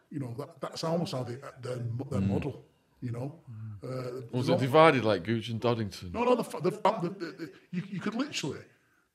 Most of the criminals and gangsters from Salford, you could probably trace back to 5 or 6 families, couldn't you? Mm-hmm. And they'd all be mingled and crossover between the families. And you now gone from grandfather to father to father to son, different generations of criminals and gangsters from Salford. And they're very, very hard to infiltrate. It's a very tight-knit community. And again, I like to give the caveat, not everyone in Salford is a criminal, not everyone in Salford is a gangster. There's some very, very good, decent, tough, hard-working people. I mean, you're from Salford. I'm from Salford, yeah. I'm just going to interject with that. Gary's from Salford, you know. Not from one of the 5 families. I mean, probably more than 5 families. But you know, they're along those lines. It's almost mafia-esque in a way. Would you agree with that, Gary? Yeah. It's and they're true. very, and their reputation in the criminal underworld, certainly in the UK, is absolutely top draw. That's what made it that much harder to infiltrate them. Because of the setup. Because all the people I've interviewed have been in prison, and they've come across Massey in prison, say he was at the top of the respect in prison. Yeah, absolutely. Yeah, because, you know, they pride themselves on being very staunch. You don't grass. You look after your own kind of thing. And they're very difficult to infiltrate because unless you come recommended or you've been to school with them, they won't do business with you. He was a member of the gym I was at. He used to go in there when I was in. So did you chat with him? Yeah, but famously, he had a TV crew, I think it was Channel 4 following him around, and they had a soft-top car, 4 of them sat in it, Massey's in the back, and they're driving around Manchester with a TV crew filming him. And he's pulling up outside all the bars in Manchester, and people are seeing him, coming over, respect, Paul, slapping his hand. Eventually, and they've got bottles of Moet Chandon that they're drinking. And you can actually see it, because I've seen the footage. Once they finish the bottles, they're lobbing them in the road as they're driving along, with the film crew filming them. At the end of the day, they end up at the Hacienda, and they're trying to get in there, or they're not trying to get in, they were going to go in, but there's a minibus from Yorkshire, and there's a lad on the bus who gets into an altercation with Massey, who doesn't know Massey from Adam. So they have an altercation, Massey smashes the bottle into his groin, this lad, and he's got a bad wound to his leg, and Massey clears off. The police arrive. Lad gets taken to hospital, nearly dies basically. He's so well in with the film crew, Massey, they even prevent the police getting all the footage that they've filmed. And when they do get hold of it, it's been doctored, so they didn't have that, because they were filming as this happened. And he clears off to Holland, and that's when they sent the team in over there, locked him up and brought him back. And I think he got 14 years, I think he got. For that one? Yeah. Wow. But that's the mark of the man. He does it, clears off, and even the film crew protected him. Wow. Yeah. So you end up in Salford then? So, I went to the regional crime squad. So I originally, after the Cregan stuff, my mental health started to really deteriorate, and I needed to get out of sort of GMP, and I took a job at the regional crime squad where I used to handle informants, handle grasses, which was an interesting world. And then I started to work on when I was at the regional crime squad, worked on the Massey operation after he got murdered. I literally got phoned from the scene by a friend of mine who was the detective inspector, and he knew that I ran informants. Paul Massey's just been murdered. Automatic weapon. Get busy. I need as much information as you can get. So I started to work on it, and one name kept cropping up.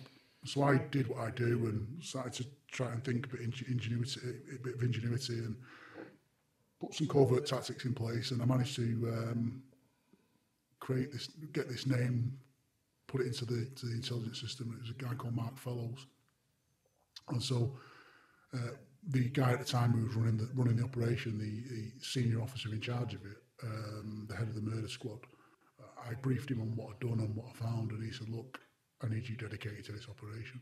I need you to come back to GMP," which went against the grain for me because I felt a bit disillusioned with it all, and like I say, my own mental health was struggling after the Cregan stuff, and so I went back to GMP. You know, it was kind of reigniting my spark to have a go at Salford, really, and set about the operation. We put place covert tactics, and we got out on the street again. I started taking doors off in Salford and recovered kilos of coke and ammunition and stolen cars, and really hampered the organised crime group's ability to operate, really. And then eventually the guy I'd identified, Mark Fellows, was convicted of the murder. But unfortunately, what happened, the investigation into him really sort of hampered and slowed down. He was shot after Paul Massey. He got shot himself. Retaliation. Yeah, retaliation. So he was called to prison on a previous sentence, out of the way. And then he gets released from prison. And Paul Massey had a close associate from Liverpool, actually, called John Kinsella. He was quite a well-known criminal in Liverpool. He's famous for Steven Gerrard, the footballer. Steven Gerrard, the footballer, was having issues with a local bully, local hard man at some point when he played for Liverpool. And Mr. Kinsella went and had a word and made them problems go away.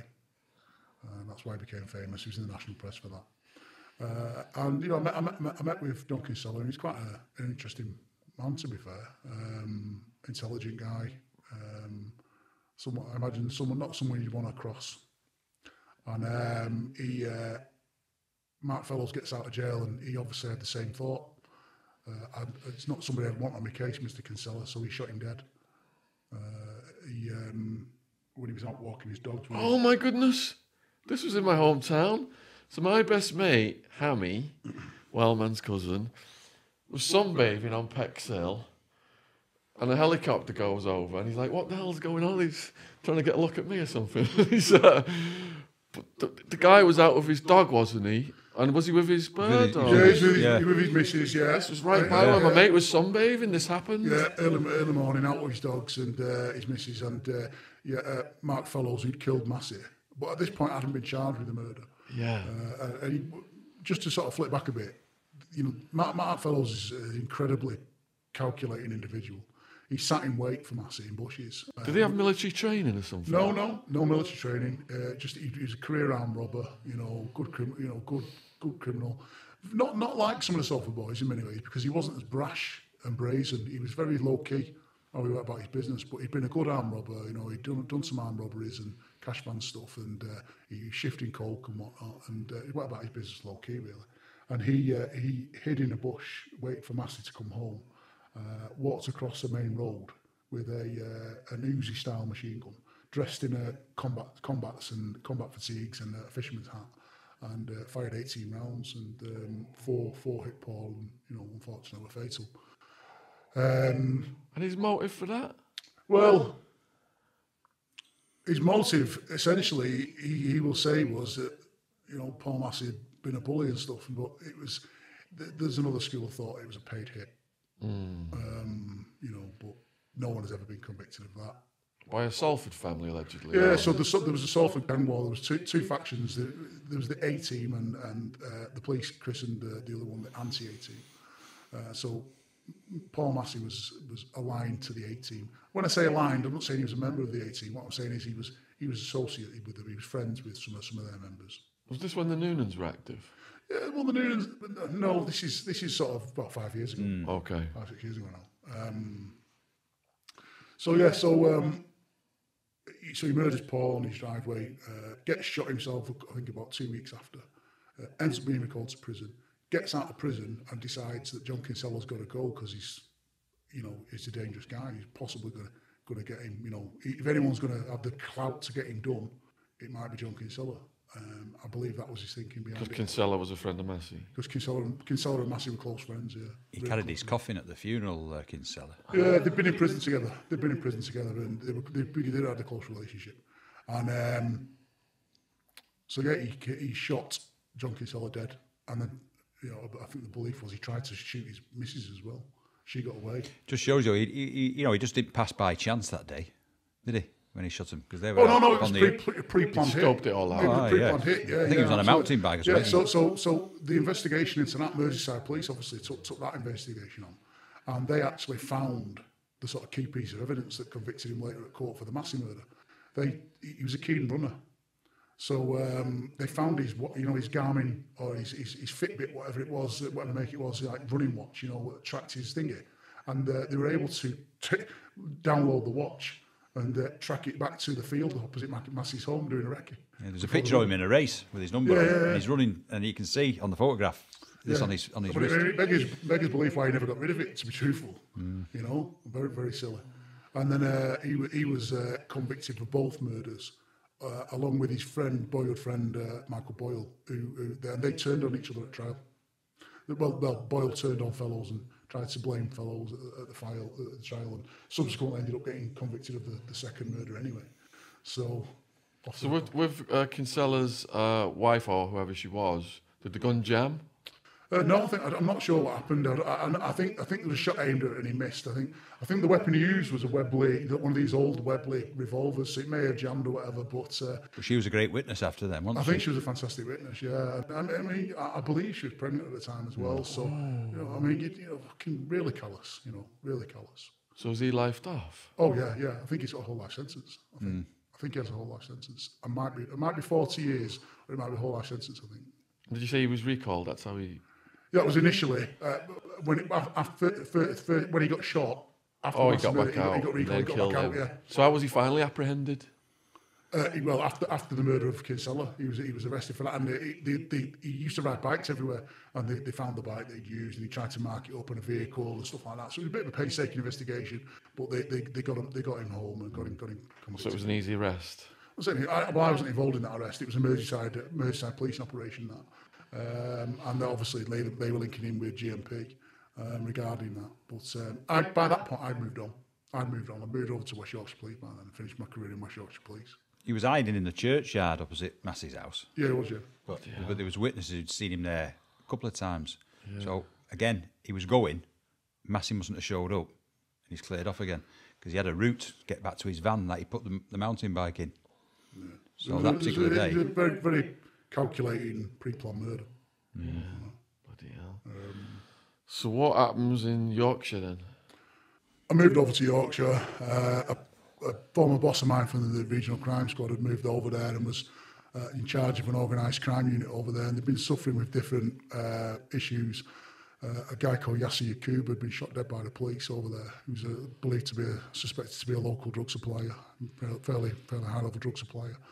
And had been shot in a vehicle on the M62 which had the police shot him dead, and he subsequently had a firearm at his feet in the vehicle.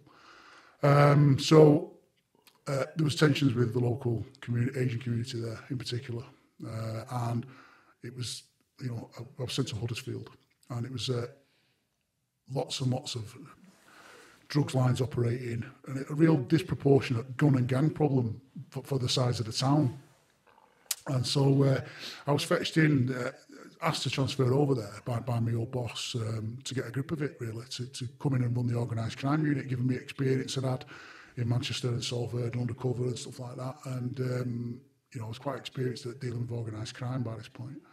So he fetched me in, and I ended up going over there and running the organised crime unit, and we actually ran an undercover operation there, which this side was on the management side of, so probably one of the few level 1 undercover cops in the country who's actually gone on to be deputy SIO of an undercover operation and manage an undercover operation.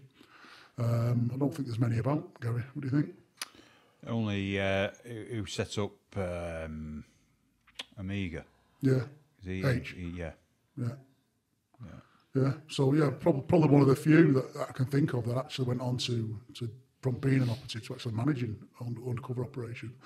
So that was really successful in the end. I had a lot of false starts and had a number of issues over in West Yorkshire that I detail in deep cover.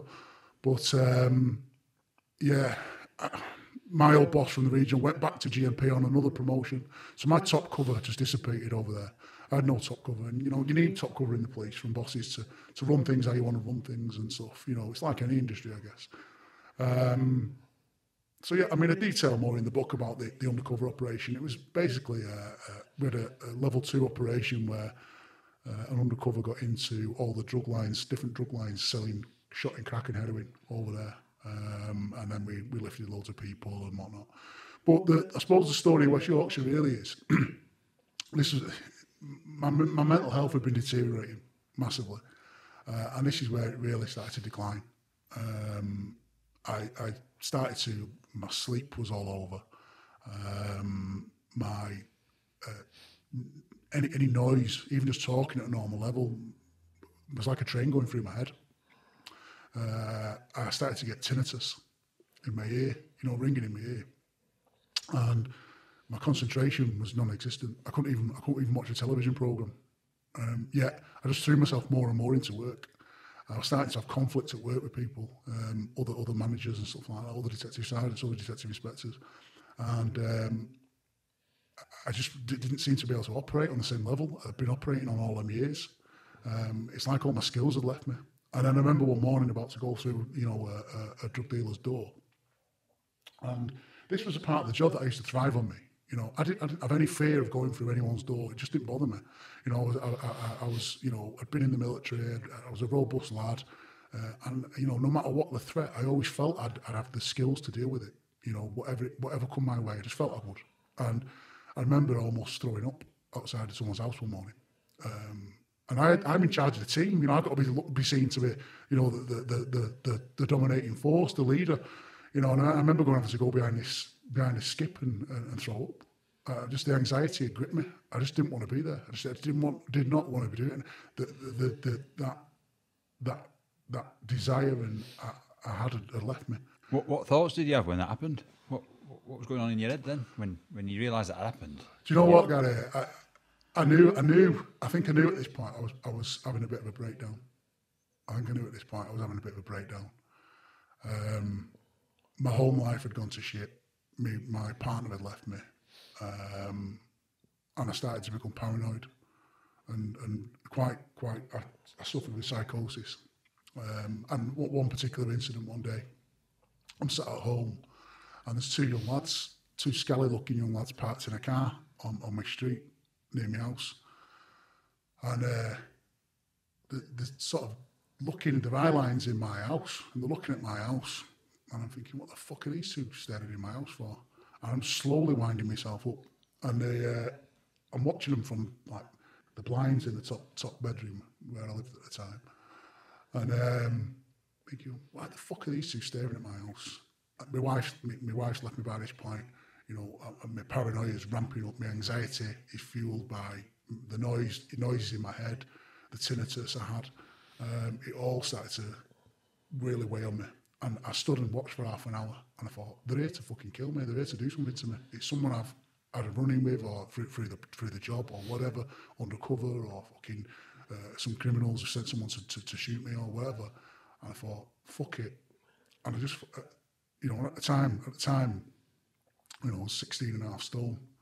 I just fucking ran out. You fucking here for me, are you? Fucking here for me? Well, fucking get out, the fucking pair of you. Tried to rip the door open. Fucking Dave fucking shit herself. Trying to slam the doors locked and all that, going fucking screaming, what you do? I was like a madman in the street.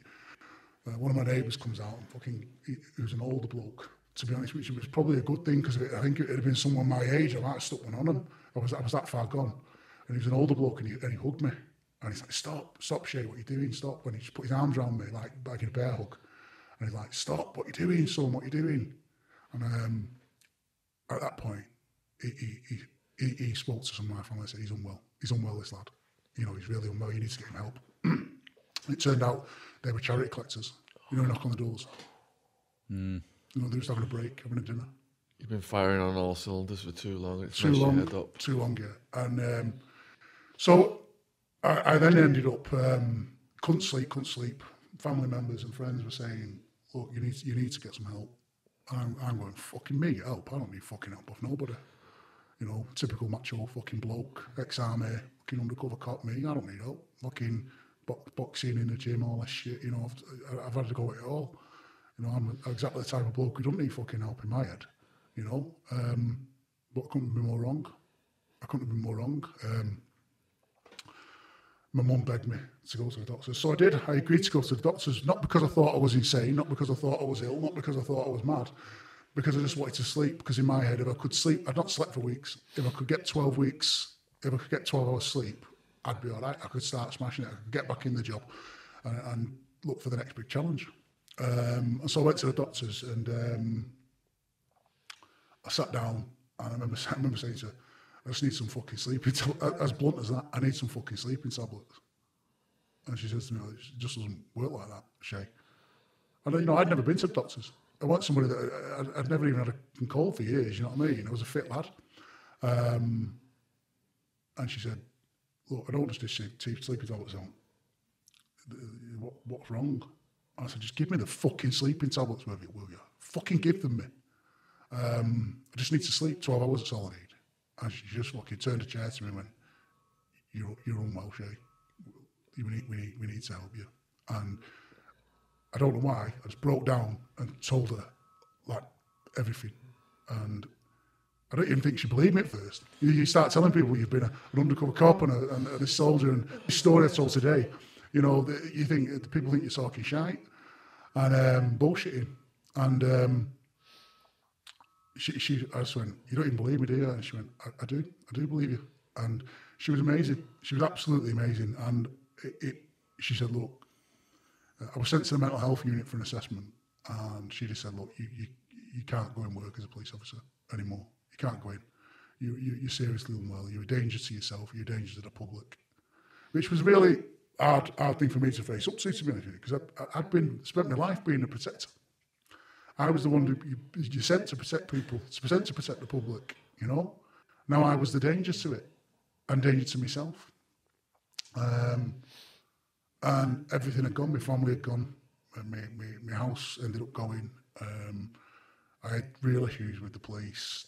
I started the process to get medically discharged, and they pulled some pretty underhanded strokes, to be quite frank, which I won't go into because I find it quite annoying and painful, but I don't think it's any use now. But they were really, really quite callous with me, the police.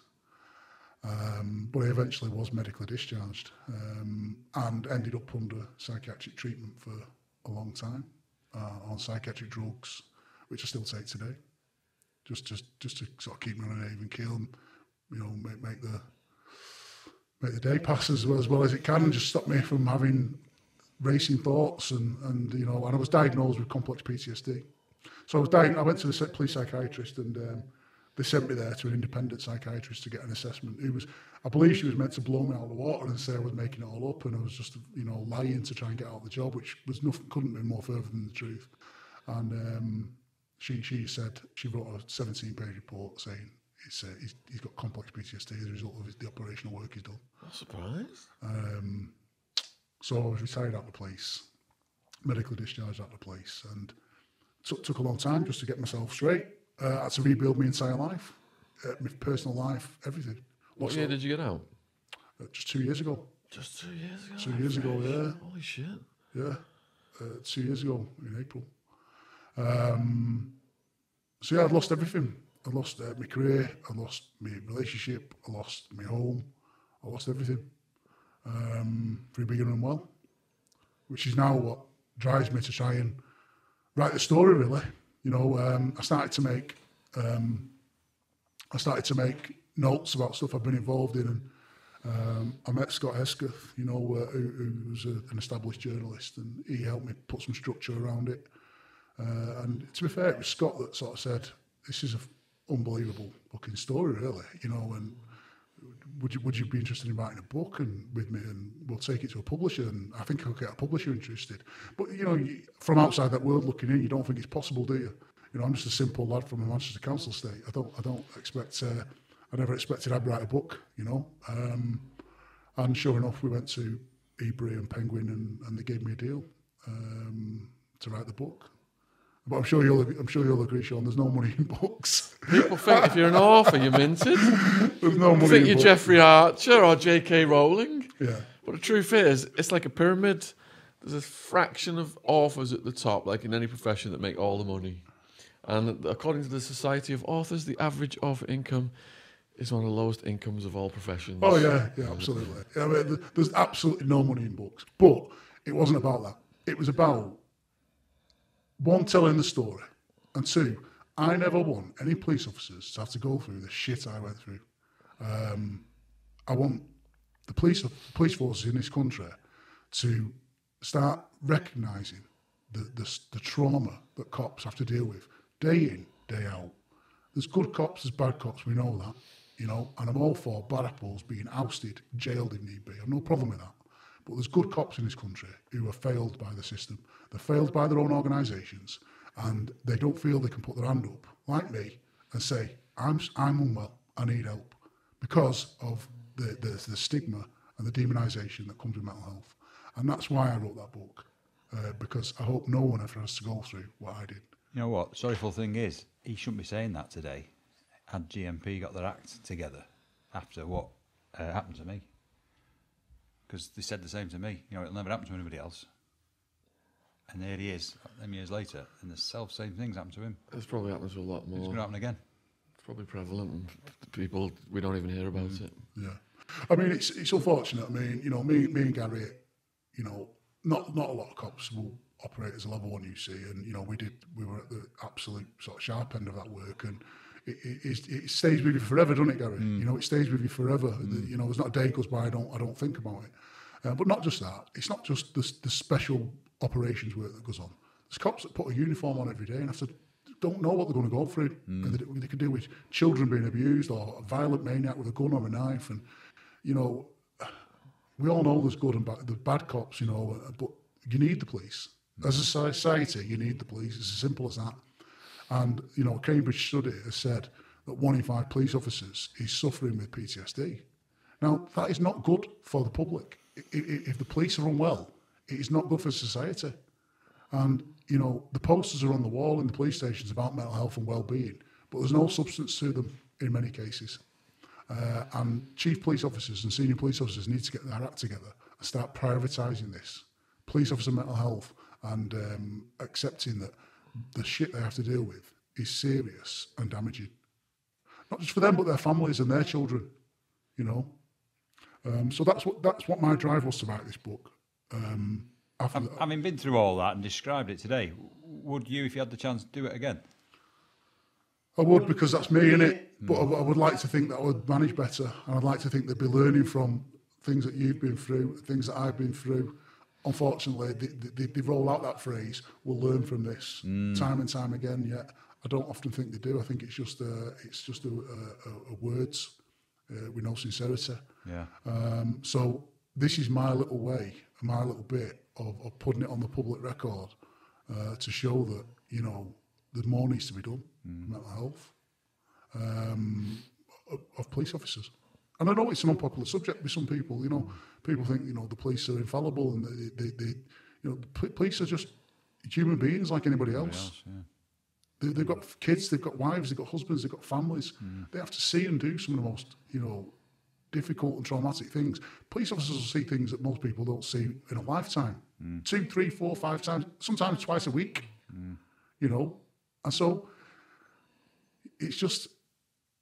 It needs addressing that, you know, it's a situation that needs to be dealt with, and I don't feel enough is being done. It certainly raises the issues, doesn't it, the book? Yeah, and fantastic. I think we've interviewed about 10 to 20 police on this channel now, and other police who've messaged me have said, we've watched your interview with such and such a person, I'm thinking about telling my story. It's like there's a reluctance and there's pressure from, if they've got like, if they know someone's still in the forces, or they've got a family member in the forces, things like that. It can be frowned upon, can't it? That someone's done that and come on and spoke about. Well, yeah, it's insular. Absolutely. You know, my book went to the police before it was published. You know, because my intention wasn't to cause any risk or harm to any member of the public, or even any criminal, or any colleague of mine from the past. You know, it wasn't to do that. We've changed names purposely. We've changed certain details that we had to do to protect people legally, because it wasn't my intention to harm or disrespect anybody. But we felt it was an important story to be told. And the police don't like it, you know. I mean, I've offered to go back to the police and speak about mental health to new recruits and stuff, or even undercover cops or anyone. And unfortunately, because I put my head above the parapet and wrote a book, they see you as an enemy of policing, and they couldn't be more wrong. They couldn't be more wrong.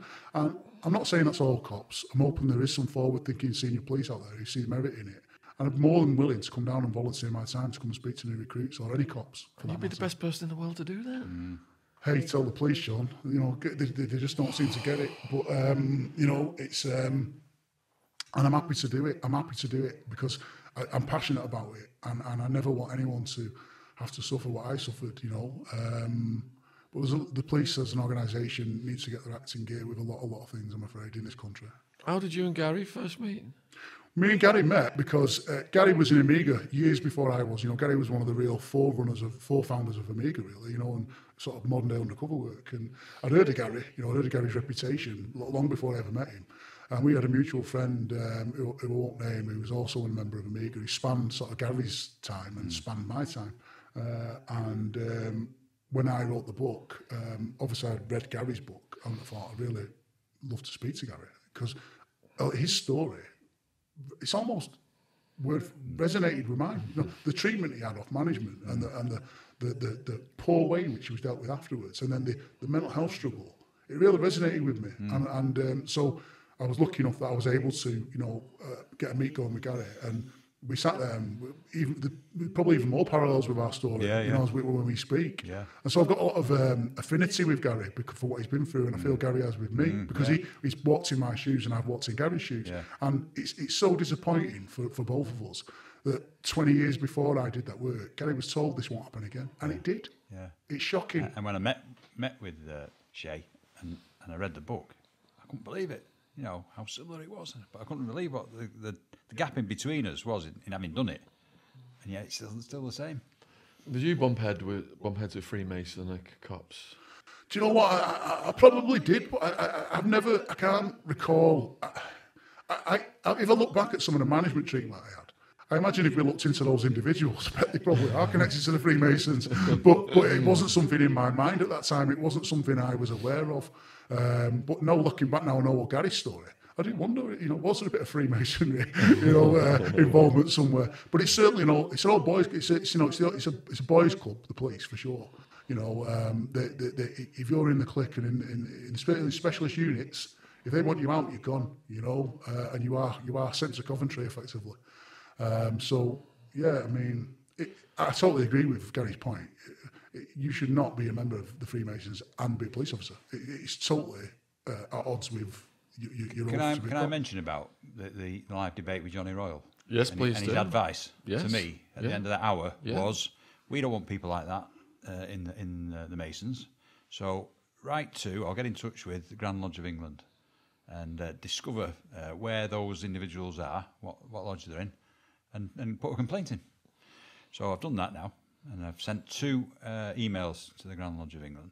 Had no response whatsoever. Not even acknowledgement. So, why haven't I had it? That's the question I'm posing. Well, if they do respond, I think we'd like to get you back on to further that, because there's a lot of interest in that, isn't there? Mm-hmm. Yeah. So, Shay, we've been on a 3-hour, 20-minute journey. I think you've matched or exceeded the length of Gary's. Can I just say, the last point from me, I joined Instagram because the publisher asked me to do it, Shay Doyle UK, and I've never done social media because of the store, and I don't put my face out there or anything like that, but I have vetted the messages that come into me by a friend of mine, and I have had some amazing messages of support from people, not just former cops, but victims of crime, victims of sexual abuse, who have read the book, and it's really sort of touched a nerve with them. And some it said it's given me some confidence. There is some good cops out there, and some cops have come to me talking about thank you for writing this book, writing this story, highlighting the shit we have to deal with, and themselves going through mental health issues. And that for me has made this book worth writing. So any criticism I might get of the police pales into significance from the feedback I've had off people that have been touched by it, and it's resonated with them. Yeah, and all of the links will be in the description box below this video for Shay and Gary. And if you are a cop out there and you're thinking about coming on ex-cop, reach out, send us an email. You can get my email through my contact on my website. And, on this channel, we 100% believe there has to be a police force. There's a lot of bad politics coming from the top. There's corruption.